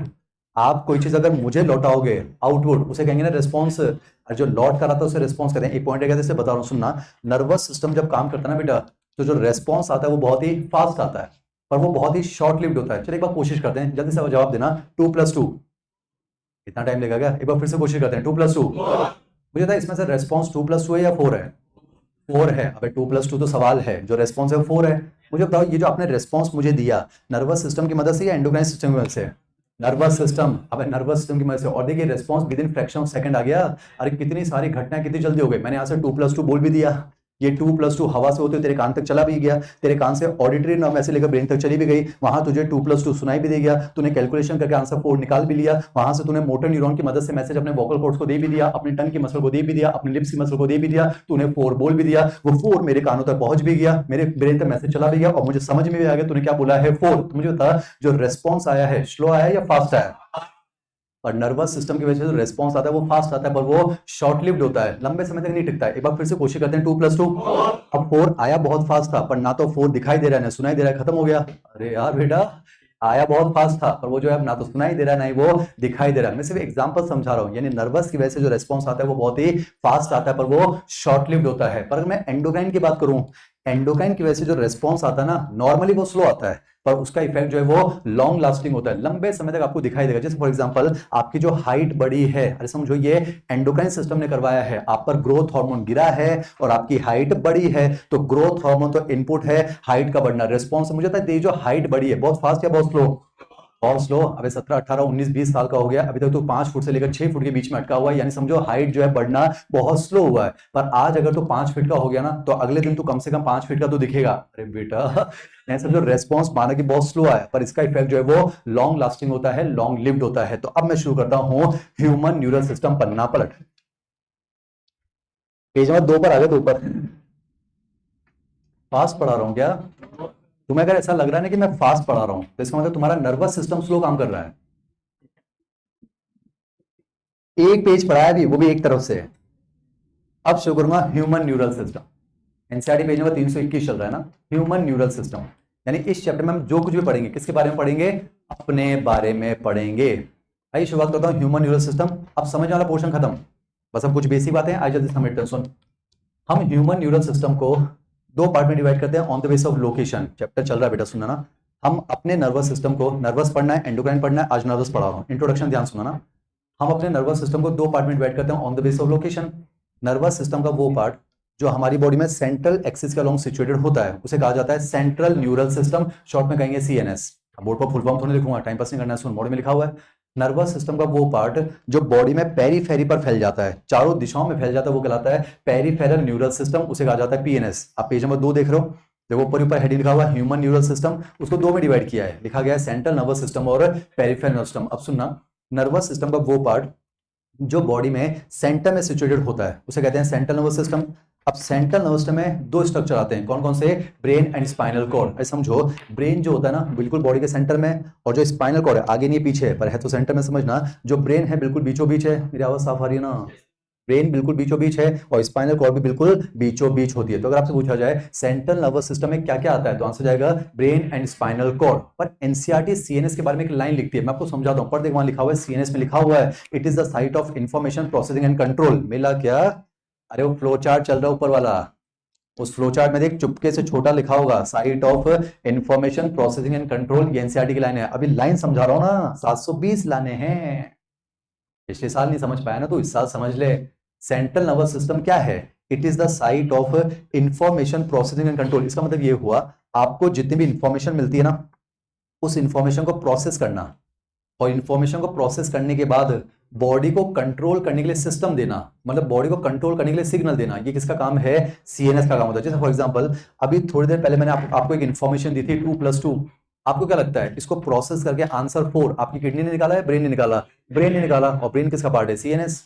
यानी समझो कोई भी इंफॉर्मेशन जो आपको मिलती है ना उसकी प्रोसेसिंग ये करता है, और उसको प्रोसेस करने के बाद कंट्रोल करने के सिग्नल भी तो इसी ने दिए। अरे आपके ब्रेन ने सिग्नल दिया है आपके वोकल कॉर्ड्स को कि आप जो है गले से फोड़ निकाल कर आंसर दे दो। तो आपने देखा किसी भी इंफॉर्मेशन की प्रोसेसिंग करना वो सीएनएस का काम है, और इंफॉर्मेशन को प्रोसेस करने के बाद बॉडी को कंट्रोल करने के लिए कमांड देना ये भी किसका काम होता है, सेंट्रल नर्वस सिस्टम का। अब बात करता हूं पेरिफेरल नर्वस सिस्टम। सुन, कुछ बेसिक बातें चल रही है समझना। मान लीजिए है हमारा central nervous system, brain and spinal cord, rough diagram बना रहा हूं ऐसे। ये तो सेंट्रल नर्वस सिस्टम है, इंट्रोडक्शन चल रहा है। सेंट्रल नर्वस सिस्टम से कुछ नर्व्स निकलती हैं। क्या निकलती हैं? नर्व्स। और नर्व्स हमेशा जो है पेयर में निकलती हैं, समझो इस तरह से पेयर में निकलती हैं। ब्रेन से जो निकलती है उनको क्रेनियल नर्व्स कहते हैं, सिलेबस में नहीं है। स्पाइनल कॉर्ड से जो निकलती है उनको स्पाइनल नर्व्स कहा जाता है, शायद थोड़ा आइडिया हो। क्रेनियल नर्व्स होती हैं 12 पेयर, स्पाइनल नर्व्स होती हैं 31 पेयर। कुल मिला के सेंट्रल नर्व्स में दो चीज आती है, ब्रेन और स्पाइनल कॉर्ड। फास्ट नहीं पढ़ा रहा हूँ, पढ़ा ही नहीं रहा हूँ। सेंट्रल नर्व्स में दो चीज आती है, ब्रेन और स्पाइनल कॉर्ड। अब इनसे निकलती है नर्व्स, यहां से निकलती हैं क्रेनियल नर्व्स, यहां से निकलती हैं स्पाइनल नर्व्स, और यही नर्व्स पूरी बॉडी में फैल जाती हैं, और यही नर्व्स फैलकर क्या बनाती हैं, पेरिफेरल नर्वस सिस्टम। यानी पेरिफेरल नर्वस सिस्टम किसका बना होता है, नर्व्स का बना होता है। अब सवाल आता है नर्व कहते किसे हैं, वो सामने देख। नर्व कहते किसे हैं वो समझा रहा हूं, सुनना। मान लीजिए रहा एक neuron, cell body, dendrites, axon, ये बेसिक आइडिया होना चाहिए, अगली क्लास में पढ़ाऊंगा। तुझे पता हो न्यूरॉन को कहते हैं नर्व सेल। अरे नर्वस सिस्टम का सेल है, इसे इसको कहते हैं नर्व सेल। और इसका सबसे लंबा पार्ट होता है एक्सॉन, ये रस्सी जैसा होता है, इसलिए एक्सॉन को कहा जाता है नर्व फाइबर, इसको कहते हैं नर्व फाइबर। अब मान लीजिए तो एक न्यूरॉन है, मान लीजिए रहा एक और न्यूरॉन, सेल बॉडी, डेंड्राइट्स और एक्सॉन। मान लीजिए रहा एक और neuron, cell body, dendrites, axon. ध्यान से देखना कि आपको यहाँ पर एक्सॉन का गुच्छा दिख रहा है क्या? और बेटा एक्सॉन यानी नर्व फाइबर, और नर्व फाइबर का जो गुच्छा होता है पीएनएस के अंदर, उसी को क्या कहते हैं, नर्व कहा जाता है। कुछ बेसिक समझा रहा हूं, अरे समझो। यानी कि ये जो आपको एक लाइन दिख रही है ना, ये क्रेनियल नर्व है, एक नर्व है।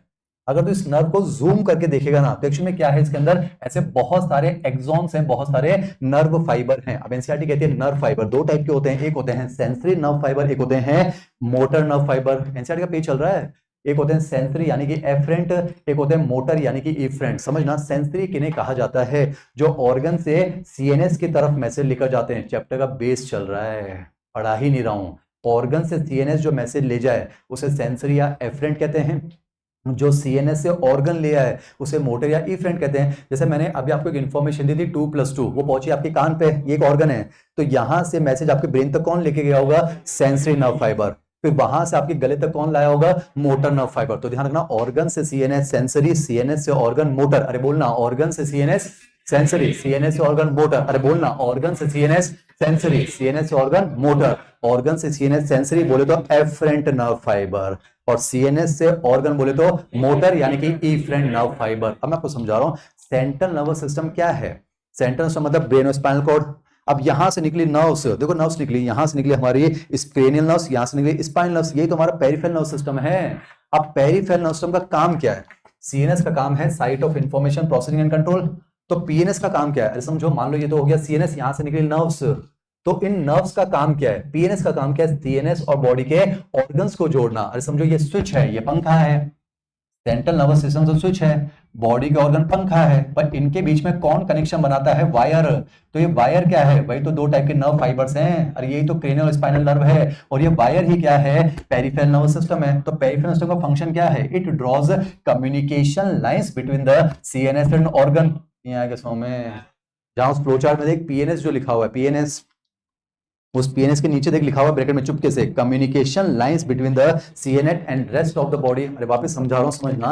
मान ले मैं हूं सेंट्रल नर्वस सिस्टम, इंट्रोडक्शन चल रहा है, मैं हूं सेंट्रल नर्वस सिस्टम, ब्रेन और स्पाइनल कॉर्ड, तू है बॉडी के ऑर्गन, बॉडी के ऑर्गन हो सकता है, समझना। मैं स्विच, तू पंखा, स्विच जो है वो पंखे को कंट्रोल करेगा, समझना। मैं स्विच हूं, तू पंखा, मैं सेंट्रल नर्वस सिस्टम, तू बॉडी का ऑर्गन। अब हमारे बीच में कौन जुड़ा हुआ है? वायर।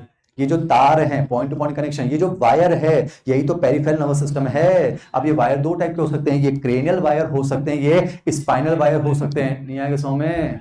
अरे सेंट्रल नर्वस सिस्टम मतलब ब्रेन और स्पाइनल कॉर्ड, और सेंट्रल नर्वस सिस्टम से नर्व्स निकलती है ना, नर्व्स निकली हुई है इस तरह से, वायर निकले हुए हैं दो टाइप के, सेंसरी भी हैं और मोटर भी हैं, सेंसरी भी हैं और मोटर भी हैं। तो समझो सीएनएस और बॉडी के ऑर्गन्स को जो जोड़ता है, ये जो वायर जोड़ते हैं, ये जो नर्व जोड़ती हैं, यही क्या है? Peripheral nervous system. अब पीएनएस का काम क्या है? सीएनएस और ऑर्गन्स को जोड़ना। अब ऑर्गन्स बॉडी के दो टाइप के होते हैं, एक होते हैं वॉलेंट्री ऑर्गन्स जिनको विल पावर से कंट्रोल कर सकता है, जैसे स्केलेटल मसल, ये जो हमारी स्केलेटल मसल होती है ये होती हैं वॉलेंट्री मसल। एक होते हैं इनवॉलेंट्री ऑर्गन्स, जैसे कि स्मूथ मसल्स, जितनी भी स्मूथ मसल्स होती है वो होती है इनवॉलेंट्री। जैसे ग्लैंड्स, जितनी भी ग्लैंड्स होती है वो इनवॉलेंट्री होती है, विल पावर से कंट्रोल थोड़ा ना कर सकता है। चलिए एक काम कर, मुझे 1 लीटर सलाइवा दे। कैसे दे देगा? अरे वॉलेंट्री नहीं है। एक काम कर, 1 लीटर आंसू दे। अरे कैसे दे देगा? वॉलेंट्री थोड़ा है, विल पावर से कंट्रोल नहीं कर सकते। अब मैं आपको क्या समझा रहा हूं, मैं हूं सेंट्रल नर्वस सिस्टम, आप बॉडी के ऑर्गन। हमें जो जोड़ेगा, ये जो वायर हैं, ये जो नर्व्स हैं, यही तो है पीएनएस। पीएनएस का काम क्या है? सीएनएस और ऑर्गन को जोड़ना। अब ऑर्गन दो टाइप के, तो ये वायर भी दो टाइप के, यानी पीएनएस दो टाइप का। वो पीएनएस जो सीएनएस और वॉलेंट्री को जोड़ता है वो कहलाता है सोमेटिक नर्वस सिस्टम। अरे यार, और वो पीएनएस जो सीएनएस और इनवॉलेंट्री को जोड़ता है ऑटोनॉमिक नर्वस सिस्टम। यानी पेरिफेरल नर्वस सिस्टम में दो टाइप का हो गया, एक हो जाएगा कौन सा? सोमेटिक नर्वस सिस्टम, और एक हो जाएगा autonomic nervous system. What is somatic nervous system? जो सीएनएस और वॉलेंट्री के बीच में कम्युनिकेशन करवाएगा, और ये कम्युनिकेशन बाई डायरेक्शनल होगा। वहां से मैसेज लाने के लिए सेंसरी भी होंगे और मैसेज देने के लिए मोटर भी होंगे। यानी सोमेटिक वाले में सेंसरी और मोटर न्यूरॉन दोनों होंगे। जैसे फॉर मुझे बताइए, ये जो मेरा हाथ है वॉलेंट्री या इनवॉलेंट्री? वॉलेंट्री। मान लो मैंने यहाँ छुआ, अरे ये वॉलेंट्री पार्ट है, तो यहां से मैसेज कौन ले जाएगा? सेंसरी। ये सोमेटिक का सेंसरी है, और यहां मैसेज कौन लेकर आएगा? मोटर। वो सोमेटिक का मोटर है। वापस बोल रहा हूं, सीएनएस और ऑर्गन को जो जोड़ता है वो है पीएनएस। तो हमें आना चाहिए भाई, चैप्टर शुरू भी नहीं हुआ अभी तो। सीएनएस और ऑर्गन को जोड़ता है वो है पीएनएस। अब पीएनएस दो टाइप का, जो सीएनएस और वॉलेंट्री को जोड़ता है सोमेटिक नर्वस सिस्टम, उसमें सेंसरी भी होंगे और मोटर भी होंगे। वो पीएनएस जो कि सीएनएस और इनवॉलेंट्री को जोड़ता है वो कहलाएगा ऑटोनॉमिक नर्वस सिस्टम, उसमें सेंसरी भी होंगे और मोटर भी होंगे। पूरे हिंदुस्तान में एमजे सर बताने जा रहे हैं, ऑटोनॉमिक नर्वस सिस्टम में सेंसरी और मोटर दोनों होंगे। ऑटोनॉमिक नर्वस सिस्टम का जो मोटर वाला पार्ट होता है ना, सिर्फ इसको दो में डिवाइड करते हैं, सिंपैथेटिक और पैरासिम्पैथेटिक। ये नर्वस सिस्टम का आखिरी लेक्चर होगा हमारा, जब मैं आपको ये समझाऊंगा। पता है एनसीईआरटी क्या कहती है? ऑटोनॉमिक नर्वस सिस्टम को दो में डिवाइड कर दिया, सिंपैथेटिक और पैरासिम्पैथेटिक। यानी एनसीईआरटी ने ऑटोनॉमिक को दो में डिवाइड किया है, ऐसा नहीं है। अरे ऑटोनॉमिक में सेंसरी वाले भी होते हैं, मोटर वाले भी होते हैं। ये लास्ट क्लास में ध्यान रखना, नर्वस में मैं आपको याद दिलाऊंगा। ऑटोनॉमिक का जो मोटर वाला है, बस इसको दो में डिवाइड करते हैं, सिंपैथेटिक और पैरासिम्पैथेटिक। फिलहाल थोड़ा आइडिया होना चाहिए, sympathetic nervous system emergency condition में काम करता है, जबकि पैरासिम्पैथेटिक जो ये नॉर्मल कंडीशन में काम करता है। तो फिलहाल मैंने आपको एक जनरल क्लासिफिकेशन बताया। अब एनसीईआरटी एक और लफड़ा करती है, एनसीईआरटी ने एक और नर्वस सिस्टम लिखा है, विसरल नर्वस सिस्टम। नीट का क्वेश्चन भी था 18-19 के आसपास, नजर सामने सुन। मुझे था विसरल ऑर्गन्स का मतलब वॉलेंट्री या इनवॉलेंट्री? इनवॉलेंट्री। अरे विसरल मतलब इंटरनल ऑर्गन्स, बोले तो इनवॉलेंट्री। अब समझना, मान ली ये है सेंट्रल नर्वस सिस्टम सीएनएस, इधर लिख रहा हूं इनवॉलेंट्री ऑर्गन, इनवॉलेंट्री ऑर्गन। मुझे था सीएनएस, मुझे था पीएनएस। पीएनएस के दो पार्ट हैं, एक सोमेटिक और ऑटोनॉमिक। मुझे था सीएनएस और इनवॉलेंट्री को कौन जोड़ता है? Autonomic nervous system. अबे सीएनएस और इनवॉलेंट्री ऑर्गन को जोड़ने वाला कौन है? Autonomic nervous system. यानी ऑटोनॉमिक नर्वस सिस्टम पीएनएस का वो पार्ट है जो सीएनएस और इनवॉलेंट्री ऑर्गन्स के बीच में कम्युनिकेशन करवाता है। सेंसरी वाले भी हैं, मोटर वाले भी हैं। तो जो विसरल ऑर्गन से लिख रहा हूं यहां, विसरल ऑर्गन, जो विसरल ऑर्गन है वॉलेंट्री या इनवॉलेंट्री? इनवॉलेंट्री। तो विसरल ऑर्गन कह दो या इनवॉलेंट्री ऑर्गन कह दो, एक ही बात है। तो जो विसरल ऑर्गन और सीएनएस को जो जोड़ेगा वो कौन है? Autonomic nervous system. और एनसीईआरटी कहती है वो है विसरल नर्वस सिस्टम, ऐसा कुछ। जब तुम मेडिकल कॉलेज में पहुंचेगा ना बेटा, वहां की किताबों में साफ लिखा हुआ है autonomic nervous system also refer to as visceral neural system. यानी मेडिकल कॉलेज के हिसाब से ऑटोनॉमिक नर्वस सिस्टम कह दीजिए या विसरल नर्वस सिस्टम कह दीजिए, एक ही बात है। अरे विसरल का मतलब ही होता है इनवॉलेंट्री, और ऑटोनॉमिक का मतलब ही है इनवॉलेंट्री। अरे जाग रहा ना बेटा? अरे समझो, जो सीएनएस और इनवॉलेंट्री ऑर्गन्स को जोड़े वही तो एएनएस है, और जो इनवॉलेंट्री ऑर्गन्स हैं वही तो विसरल ऑर्गन्स हैं। तो सीएनएस और विसरल ऑर्गन को जो जोड़े, इनके बीच में जो कम्युनिकेशन करवाए वो एएनएस ही तो है। तो एएनएस को ही कहा जाता है विसरल नर्वस सिस्टम। पर एनसीईआरटी अलग से लिखती है। एनसीईआरटी क्या कहती है? Visceral nervous system peripheral nervous system का वो पार्ट है। यानी एनसीईआरटी पढ़कर ऐसा लगता है कि पीएनएस के 3 पार्ट हो गए, एक सोमेटिक नर्वस सिस्टम, एक ऑटोनॉमिक नर्वस सिस्टम और एक विसरल नर्वस सिस्टम। एनसीईआरटी ये कहती है कि विसरल नर्वस सिस्टम पीएनएस का वो पार्ट है जिसमें बहुत सारी नर्व्स होती हैं, नर्व फाइबर्स होते हैं, प्लेक्सस होते हैं, गैंग्लिया होते हैं, फलाना ढिमकाना होते हैं। ये वो पार्ट है जो कि सीएनएस और विसरल ऑर्गन्स के बीच में कम्युनिकेशन करवाता है। नीचे देखिए बक्सा बना रखा है स्पॉटलाइट, पेज नंबर 2 चल रहा है, एक बक्सा स्पॉटलाइट, उसमें 3 लाइनें, वो एज इट इज एनसीईआरटी की है। वो लाइन पढ़ के लिखा हुआ है, visceral nervous system is the part of the peripheral nervous system. मैं फिर कह रहा हूं ये पीएनएस का कोई अलग पार्ट नहीं है, एएनएस का ही दूसरा नाम है।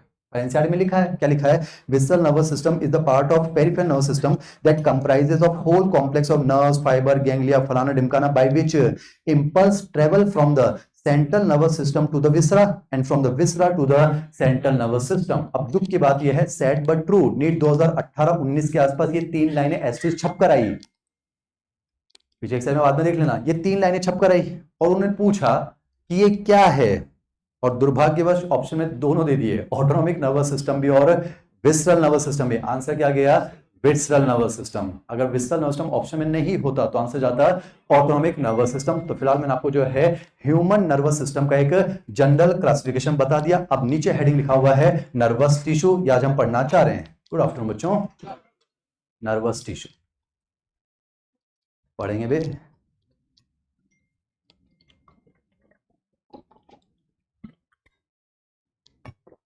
किसी के पास कॉम्बी फ्लेम पड़ी हो ना तो मुझे ब्रेक में दे देना। नाम सुना है कॉम्बी फ्लेम? मेरे पे काम करती है। किसी के पास पड़ी हो तो मुझे ब्रेक पे दे देना ना। सुन, अब मैं आपको समझाता हूँ नर्वस टिश्यू। सुन, इंपॉर्टेंट पार्ट चल रहा है। सेल मिलकर बनाते हैं टिश्यू, टिश्यू मिलकर बनाते हैं ऑर्गन, ऑर्गन मिलकर बनाते हैं ऑर्गन सिस्टम। तो पढ़ रहा है नर्वस सिस्टम, नर्वस सिस्टम। तो नर्वस सिस्टम बनेगा तो टिश्यू से। अरे सेल मिलकर बनाते हैं टिश्यू, टिश्यू मिलकर बनाते हैं ऑर्गन, ऑर्गन मिलकर ऑर्गन सिस्टम। तो पढ़ रहा है नर्वस सिस्टम, तो बनेगा तो टिश्यू से। और नर्वस सिस्टम को बनाने वाला टिश्यू नर्वस टिश्यू। अरे हमारी बॉडी में 4 टाइप के टिश्यू होते हैं, epithelium tissue, connective tissue, muscular tissue, nervous tissue. तो नर्वस सिस्टम जिस टिश्यू से बनेगा वो कहलाएगा नर्वस टिश्यू। तो पहले नर्वस टिश्यू समझते हैं ना। सुन, मैं आपको ये नहीं बताऊंगा कि नर्वस टिश्यू का ऑरिजिन कैसा होता है, एक्टोडर्मल। अब सुन, मैं आपको नर्वस टिश्यू बताऊं उससे पहले टिश्यू बताता हूं। टिश्यू वैसे एनिमल टिश्यू ऑलमोस्ट सिलेबस हट गया है। अगर टिश्यू की डेफिनेशन याद हो तुझे पुरानी, तो टिश्यू की डेफिनेशन क्या है? Tissue is a group of similar cell along with intercellular substances. यानी सिमिलर सेल का ग्रुप बनाओ पहले और उनको जोड़ने के लिए इंटरसेलुलर सब्सटेंस डालो। तो ये जो ग्रुप होता है इसे कहते हैं टिश्यू। तो ये एपिथेलियम टिश्यू भी हो सकता है, कनेक्टिव भी हो सकता है, मस्कुलर भी हो सकता है, नर्वस भी हो सकता है। अब समझना, नर्वस सिस्टम बनता है नर्वस टिश्यू का। तो नर्वस टिश्यू बनाने के लिए ये जो सेल होंगे ये हो जाएंगे न्यूरॉन। अरे ये तो नॉर्मल टिश्यू है। अगर तुझे नर्वस टिश्यू बनाना है तो ये सेल क्या हो जाएंगे? न्यूरॉन, यानी नर्व सेल।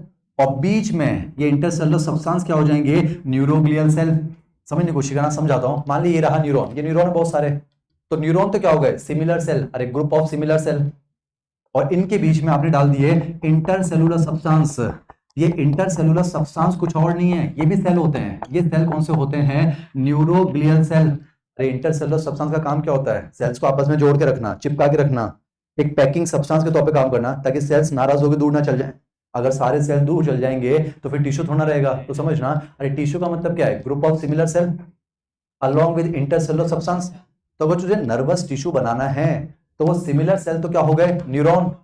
और बीच में इंटरसेलुलर सब्सटेंस हो गए न्यूरोग्लियल सेल। इनको प्यार से कहते हैं ग्लियल सेल। ग्लियल बड़ा है ग्लू से, ग्लू का मतलब होता है चिपकाना। तो न्यूरॉन को ग्लू की तरह चिपकाने वाले सेल न्यूरोग्लियल सेल। चेक कर, नीचे हेडिंग लिखा हुआ है नर्वस टिश्यू। नर्वस टिश्यू में देख 2 लिखे हुए हैं, एक बनता है न्यूरॉन और एक होता है न्यूरोग्लियल सेल।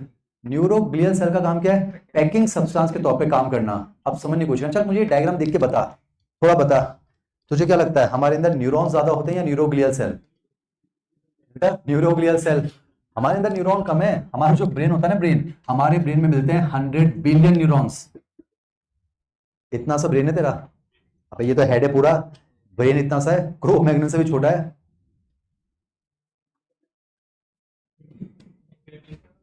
मैंने कुछ नहीं कहा 1650, मैंने कुछ नहीं कहा ना। इतना सा ब्रेन है तेरा और उसमें न्यूरॉन कितने हैं? 100 बिलियन। बेटा ज्यादा है कम है? बहुत ज्यादा है बे बहुत ज्यादा है। और ऊपर से longest cell of the body, इतना सा ब्रेन है तेरा, इतना सा, और उसमें 100 बिलियन न्यूरॉन्स। पतली सी स्पाइनल कॉर्ड होती है, पतली सी रस्सी जैसी, और उसमें है 100 मिलियन न्यूरॉन्स। ये तो न्यूरॉन है तेरे पास। न्यूरोग्लियल का नंबर इनसे भी ज्यादा, इनके भी 25 टाइम्स होते हैं। यानी ये तो न्यूरॉन है, न्यूरोग्लियल इनके भी 25 गुना। मैंने कहा तो था vertebrates have the most well developed nervous system. और वर्टिब्रेट्स में इंसान तो एकदम लास्ट में आता है। अभी वर्टिब्रेट्स में हम लास्ट में आते हैं मैमल्स में। मैमल्स में भी प्रोटोथीरिया, मेटाथीरिया, तू आता है यूथीरिया में। यूथीरिया में बहुत सारे ऑर्डर्स आते हैं, तू आता है लास्ट में प्राइमेट्स में। प्राइमेट्स में आते हैं बंदर, चिंपांजी, इंसान, तू आता है इंसान में। इंसान में बहुत सारे आते हैं, होमो इरेक्टस, होमो सेपियंस, सुना है? होमो सेपियंस में भी तो लास्ट में आता है, होमो सेपियंस, सेपियंस में। तो विश्वास रख, तुझसे ज्यादा इंटेलिजेंट क्रिएचर इस दुनिया में कोई नहीं है, ये विश्वास रख। मुझे खुद पर है, तुझे खुद पर नहीं है। अगर तू सही दिशा में यूज कर लेगा तो फर्स्ट रैंक लाना आसान है। तो विश्वास मानो, होमो सेपियंस सेपियंस, हम जो है दुनिया के सबसे इंटेलिजेंट जानवर हैं। और जब मैं हम कह रहा हूं तो मेरी बात कर रहा हूं, तू तो नालायक है। अरे जाकर बेटा, कुल मिला के मैं आपको समझा रहा हूं, नर्वस सिस्टम बनता है नर्वस टिश्यू का। और नर्वस टिश्यू दो चीजों से बनता है, न्यूरॉन प्लस न्यूरोग्लियल सेल। अब समझ, ये जो डायग्राम आपके सामने बना हुआ है ना, ये सीएनएस का डायग्राम भी है, ये पीएनएस का डायग्राम भी है। अरे चाहे वो सेंट्रल नर्वस सिस्टम हो, चाहे पेरिफेरल नर्वस सिस्टम हो, बनेगा किसका? नर्वस टिश्यू का। और नर्वस टिश्यू में दो चीजें होंगी ना, न्यूरॉन और न्यूरोग्लियल सेल। अगर तू ब्रेन को माइक्रो लेवल पर एनालाइज करेगा तो तुझे ब्रेन में यही तो दिखेंगे, न्यूरॉन और न्यूरोग्लियल। तो स्पाइनल कॉर्ड को एनालाइज करेगा तो क्या मिलेगा? न्यूरॉन और न्यूरोग्लियल। अरे नर्वस सिस्टम बना हुआ है नर्वस टिश्यू का, तो चाहे वो सेंट्रल नर्वस सिस्टम हो, चाहे वो पेरिफेरल नर्वस सिस्टम हो, बनेगा किसका? नर्वस टिश्यू का। और नर्वस टिश्यू में दो चीजें, न्यूरॉन और न्यूरोग्लियल सेल। तो ये सीएनएस का डायग्राम भी हो सकता है, ये पीएनएस का डायग्राम भी हो सकता है। अब समझो, चाहे सीएनएस हो चाहे पीएनएस, बनेगा नर्वस टिश्यू। नर्वस टिश्यू में न्यूरॉन तो सेम होते हैं, अरे न्यूरॉन तो सेम है ना, सेल बॉडी डेंड्राइट्स एक्सॉन। पर जो न्यूरोग्लियल होते हैं ये अलग अलग टाइप के होते हैं। न्यूरोग्लियल सेंट्रल नर्वस सिस्टम में तीन टाइप के होते हैं, एस्ट्रोसाइट, ओलिगोडेंड्रोसाइट, माइक्रोग्लियोसाइट, और भी होते हैं, तीन पर आ रहे हैं। और पेरिफेरल नर्वस सिस्टम में एक होते हैं स्वान सेल, और भी होते हैं, एक पढ़ा रहे हैं। कहां लिखा हुआ? पेज नंबर 4 पर आ, जल्दी से पन्ना पलट, लेफ्ट साइड वाला पेज 4, पेज नंबर 4 पर देख, नीचे नीचे नीचे हेडिंग लिखा हुआ है न्यूरोग्लियल सेल। अबे नीचे नीचे न्यूरोग्लियल, उसमें देख सीएनएस में तीन टाइप के लिखे हुए हैं, एस्ट्रोसाइट, ओलिगोडेंड्रोसाइट, माइक्रोग्लियोसाइट। और पीएनएस में एक लिखा हुआ है स्वान सेल। इसका मतलब ये हुआ, अगर ये सीएनएस का डायग्राम है, अगर ये सीएनएस का डायग्राम है तो ये डॉट डॉट डॉट डॉट क्या होंगे? Astrocyte, oligodendrocyte, microgliocyte. और अगर ये पीएनएस का डायग्राम है तो ये डॉट डॉट डॉट डॉट क्या होंगे? Schwann cell. यानी सीएनएस में स्वान सेल नहीं होते और पीएनएस में ये तीन नहीं होते। अरे बेटा, नर्वस सिस्टम कोई सा भी हो, बनेगा नर्वस टिश्यू का। और नर्वस टिश्यू में दो चीजें हैं, न्यूरॉन और न्यूरोग्लियल। तो न्यूरॉन तो हर जगह सेम है, न्यूरोग्लियल अलग अलग हैं। तो सीएनएस मतलब ब्रेन स्पाइनल कॉर्ड, सीएनएस के अंदर ये वाले न्यूरोग्लियल मिलेंगे और पीएनएस में ये मिलेंगे। अब इन न्यूरोग्लियल का एक फंक्शन तो पता है, पैकिंग सब्सटेंस। इनके और भी फंक्शन होते हैं, अगली क्लास की तैयारी कर रहे हैं, सुन। जो काम सीएनएस में ओलिगोडेंड्रोसाइट करता है वो काम पीएनएस में स्वान सेल करता है। क्या? माइलिन शीथ का फॉर्मेशन अगली क्लास में करेंगे, नीट का सवाल था ये। एनसीईआरटी में ओलिगोडेंड्रोसाइट शब्द तक नहीं है, एनसीईआरटी में स्वान सेल है बस। पर नीट का क्वेश्चन था कि माइलिन शीथ का फॉर्मेशन कौन करता है, आंसर था स्वान सेल एंड ओलिगोडेंड्रोसाइट। तो एनसीईआरटी के बाहर भी पढ़ना सीखो, क्योंकि 720 लाने, तो ध्यान रखना। ये अगली क्लास में ध्यान रखना, माइलिनोजेनेसिस पढ़ाऊंगा ना, तो जो काम सीएनएस में ओलिगोडेंड्रोसाइट का है वही काम पीएनएस में स्वान सेल का है। चेक कर ले, ओलिगोडेंड्रोसाइट और स्वान सेल का फंक्शन सेम है। Formation and preservation of myelin sheath, ये नाम अगली क्लास में ध्यान रखना। सीएनएस में माइलिन शीथ बनाएंगे, ओलिगोडेंड्रोसाइट कैसे बनाएंगे वो समझाऊंगा। और पीएनएस में कौन बनाते हैं? Schwann cell. अगर मैं बात करूं माइक्रोग्लियल सेल की, बेटा माइक्रोग्लियल सेल कुछ और नहीं है, ये मैक्रोफेजेस हैं। वही kidney shape nucleus, scavenger, phagocytic, अरे अलग अलग जगह पर अलग अलग नाम से जाने जाते हैं। लीवर के अंदर कफर सेल, ब्लड के अंदर मोनोसाइट, लंग्स के अंदर डस्ट सेल। तो ब्रेन के अंदर होते हैं माइक्रोग्लियल सेल। कल को मान ली गलती से सीएनएस के अंदर कोई भी घुस जाए, बैक्टीरिया, वायरस, तो उसका फेगोसाइटोसिस कौन करते हैं? Microglial cell. चेक कर ले, माइक्रो में लिखा हुआ है स्कैवेंजर सेल हैं, फेगोसिटिक सेल हैं। और जो एस्ट्रोसाइट है ना, बस इनके इतना याद रखना, एस्ट्रोसाइट क्या बनाते हैं? Blood brain barrier. कैसे बनाते हैं वो इंपॉर्टेंट नहीं है, जैसे रिप्रोडक्शन में पढ़ाऊंगा, सर्टोली सेल बनाते हैं ब्लड टेस्टिस बैरियर। मैंने कुछ नहीं कहा ना, फिलहाल ध्यान रखना, एस्ट्रोसाइट क्या बनाते हैं? Blood brain barrier. तो समझा देता हूं ऐसे, मान ली ये ब्लड है, ये ब्रेन है, इनके बीच में बैरियर बनाना जरूरी है, वो बनाते हैं एस्ट्रोसाइट। कैसे बनाते हैं डिटेल में नहीं समझा रहा हूं, सुनना बस इतना याद रह जाए। एस्ट्रोसाइट का फंक्शन क्या है? Blood brain barrier. अरे बेटा, ब्रेन के अंदर होंगे न्यूरॉन, और आपको पता है न्यूरॉन में सेंट्रियोल, ये पता है ना आपको, अगले क्लास में बताऊंगा वैसे। अरे न्यूरॉन में सेंट्रियोल नहीं होता है, तो न्यूरॉन में डिवीजन की पावर नहीं है। अगर न्यूरॉन एक बार मर गया तो मर गया, दोबारा नहीं बनेगा, तो न्यूरॉन को बचाना जरूरी है। तो समझो, ये तो आपका ब्रेन है, इधर आपका ब्लड है।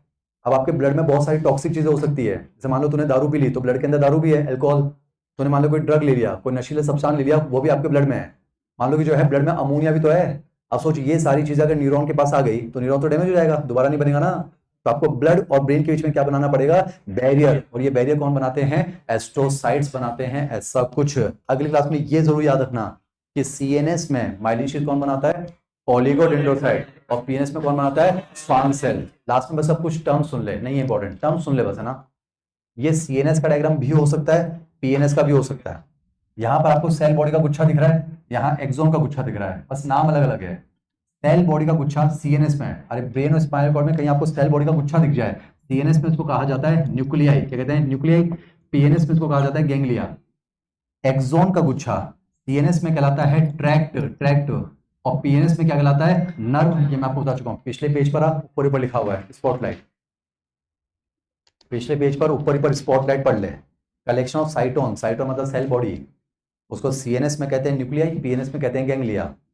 And collection of nerve fibre यानी एक्सोन, सीएनएस में कहलाता है ट्रैक्ट, और पीएनएस में क्या कहलाता है